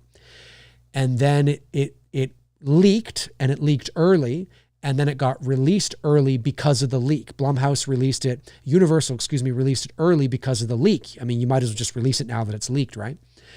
And I remember, and I don't blame people for this, but I remember I got hung out to dry. You lied. You didn't know what you were talking about. And then Jamie Lee Curtis came forward and on her Instagram, not in defense of me, she has no idea who the hell I am, but just on her own came forward and said, yeah, we had to release it early. We were going to release it on this date or something like that, but we had to release it early because some idiot, whatever it was. And I remember that was me. I was like, oh my God, thank you, Jamie. And then I remember a few people saying, oh, sorry, I didn't know, and I'm like, yeah. And I said, people have to understand, I'm not a scooper, but if I come to you, there are certain people I know that are in certain positions that could know certain things. And if I ever say to you, blah, blah, blah, blah, blah, you can take it to the bank, because I would never say that to you if I wasn't 100% sure that this person that has told me this is 100% sure, and not just somebody who knows somebody who knows somebody, is literally in a position where it is their job to know that information, right? That's what I'm talking about. It is somebody in a position where they would know that information. And so when I told you, or when I said this, that, or whatever, it's because they gave me permission to let you know that. And those are the ethics. I'm not a scooper, but those are things that I learned from my father, right? About scooping and about, information and funneling information and how to handle information. It's very important to me because I remember my dad said, and this was before obviously social media and everything, but I remember my father saying, 90% of what we find out is not like is usually not what you go to, like you don't relay that information. Like you have to weed through all the noise to find the signal. We get a lot of noise. Reporters, journalists, scoopers will get a lot of noise. And because even back in the day before social media, everybody wanted to be first to the game. You wanted to be first. You wanted to be first. You wanted to be first. In the social media scooping landscape, people want to be first. They want to be first. They want to be first. The problem is there are too many people that are willing to sacrifice being right for being first. And, the important thing is to weed through all of the noise to find the signal. Most of the stuff is noise and most of the stuff is not share worthy. I get a lot of information from you. Like there was a lot of information I got from certain movies that we've talked about here today, that I didn't tell you about, because it wasn't share worthy or it wasn't in my place to do so, or, whatever the case is. Right. And so, it's just important to me to be ethical. It's important to me I'm not a scooper. I'm not about being first. But if I say something, if I come to you and I say, Halloween TV series, this is not me saying this, by the way, but if I say to you, Halloween TV series, James McAvoy, playing Dr. Loomis. If I said that to you, and I was fucking serious, you can take it to the bank. I'm not saying that, by the way. Nobody's told me that. But I just mean, if I suddenly one day got permission from somebody, and this somebody said, no, you can say that, just don't, you can do that, or say it like this, or whatever the case is, you can take it to the bank. You can take it, because I would never say that if I wasn't sure that this person was 100% sure. And again, I'm not talking about the caterer who knows the water boy, who knows, what I'm saying? I'm talking about somebody whose job it is to be in certain positions who would know this information. And that's just me. That's just me. It's just because, well, if I'm going to, this is so exciting. I want to share with my, I want to share with my viewers. I want to share with Josh Stevens, and I want to share with Warren Armour, and I'd love to share with Johnny Diamond. I'd love to share with Brandon Collins. Oh, fuck. Oh, can I share it? No, I can't. I can't share. Okay, no, I want to share. But if I get permission to share it, it's only because I'm 100% sure, otherwise I'm not going to share it. I'm never going to share something if somebody's like, well, we think it's this. And I'm like, okay, well, if you think it's that and you're not 100% sure, then I'm not going to bother. I'm not going to bother getting my viewers excited then, right? I mean, it just doesn't make any sense, right? So anyways, I digress. I'm so sorry. What else is new? But he was a journalist, a columnist, and at one point he was one of the top in Canada, in the country. He still remained at a very high level, even right up until his death. I mean, so much so that the Prime Minister of Canada made a statement when my dad died. So, when the Prime Minister is making a statement when you die, chances are you are working at a high level. So, there was even a representative from the Prime Minister's cabinet at my dad's funeral. So that's pretty cool. I've just learned a lot. I'm not a perfect person, but I've learned a lot from my father. And although we're in different, I'm in the entertainment industry, in the voiceover and the filmmaking side, and my dad was in the media industry, in terms of journalism and all that. But there's a lot of parallels, you know what I mean? There's a lot of parallels. And I learned a lot from my dad, and I've learned a lot just on my own from being in the business for nearly 25 years now. And so, there's a lot that I've learned, and I try to kind of, be as ethical as I possibly can. But yeah, that's why. I don't think that's why I am not big on interviewing per se, because I am a very inquisitive person. I just think that my passions are just doing.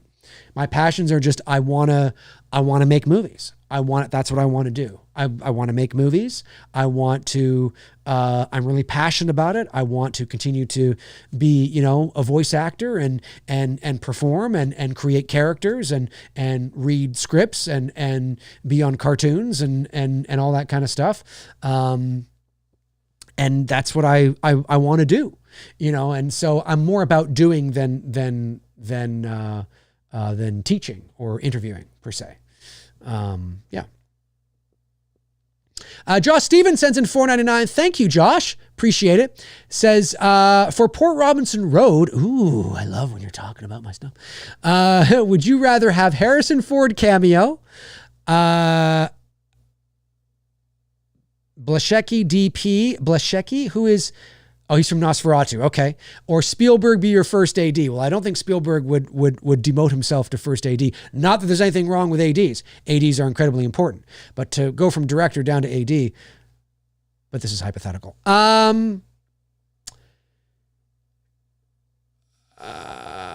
don't know if there's an area where Harrison Ford could cameo. No, there is. There is an area where Harrison Ford could cameo, I think. I think that would be cool. Is there an area where Harrison Ford could cameo? Maybe. I'm not sure. I'm not sure. I'm going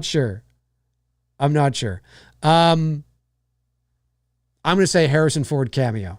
Harrison Ford cameo. That's what I'm going with. And I'm sticking with it.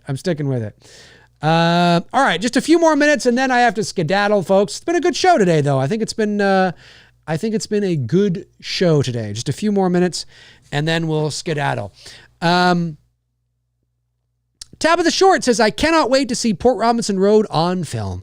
I've been waiting to hear the whole story since you told it. Will you ever give us more details, Dave? No, probably not. Because, I mean, maybe. Because obviously, like, the movie is not, you know, a literal beat for beat remake of the story that happened to me and my friends when we were in college. I'm using what happened to me and my friends in college as the foundation, right? As the inspiration to tell a story. And so it's based on true events, right? But if you wanted it to be like a beat for beat carbon copy of everything that actually happened, well, then just make a documentary, right? But obviously when you make a movie, and it's funny, when I first started writing the script 20 years ago, yes, you heard that right, 20 years ago, and I was fresh out of film school and I was green and I remember thinking, you know, I want this to be everything that was in it. You know what I mean? It's got to be this, it's got to be that. I got to have this, I got to have that, because I was so attached to the real events. But now I'm 45 years old, nearly 46, and you know, I've lived more life. I've lived basically another half of my life. And I've been through ups and downs and relationships and the death of my parents and, you know, all that kind of stuff. And so I'm a wiser, more knowledgeable person. And I think that I can bring that to the script, which I could not bring.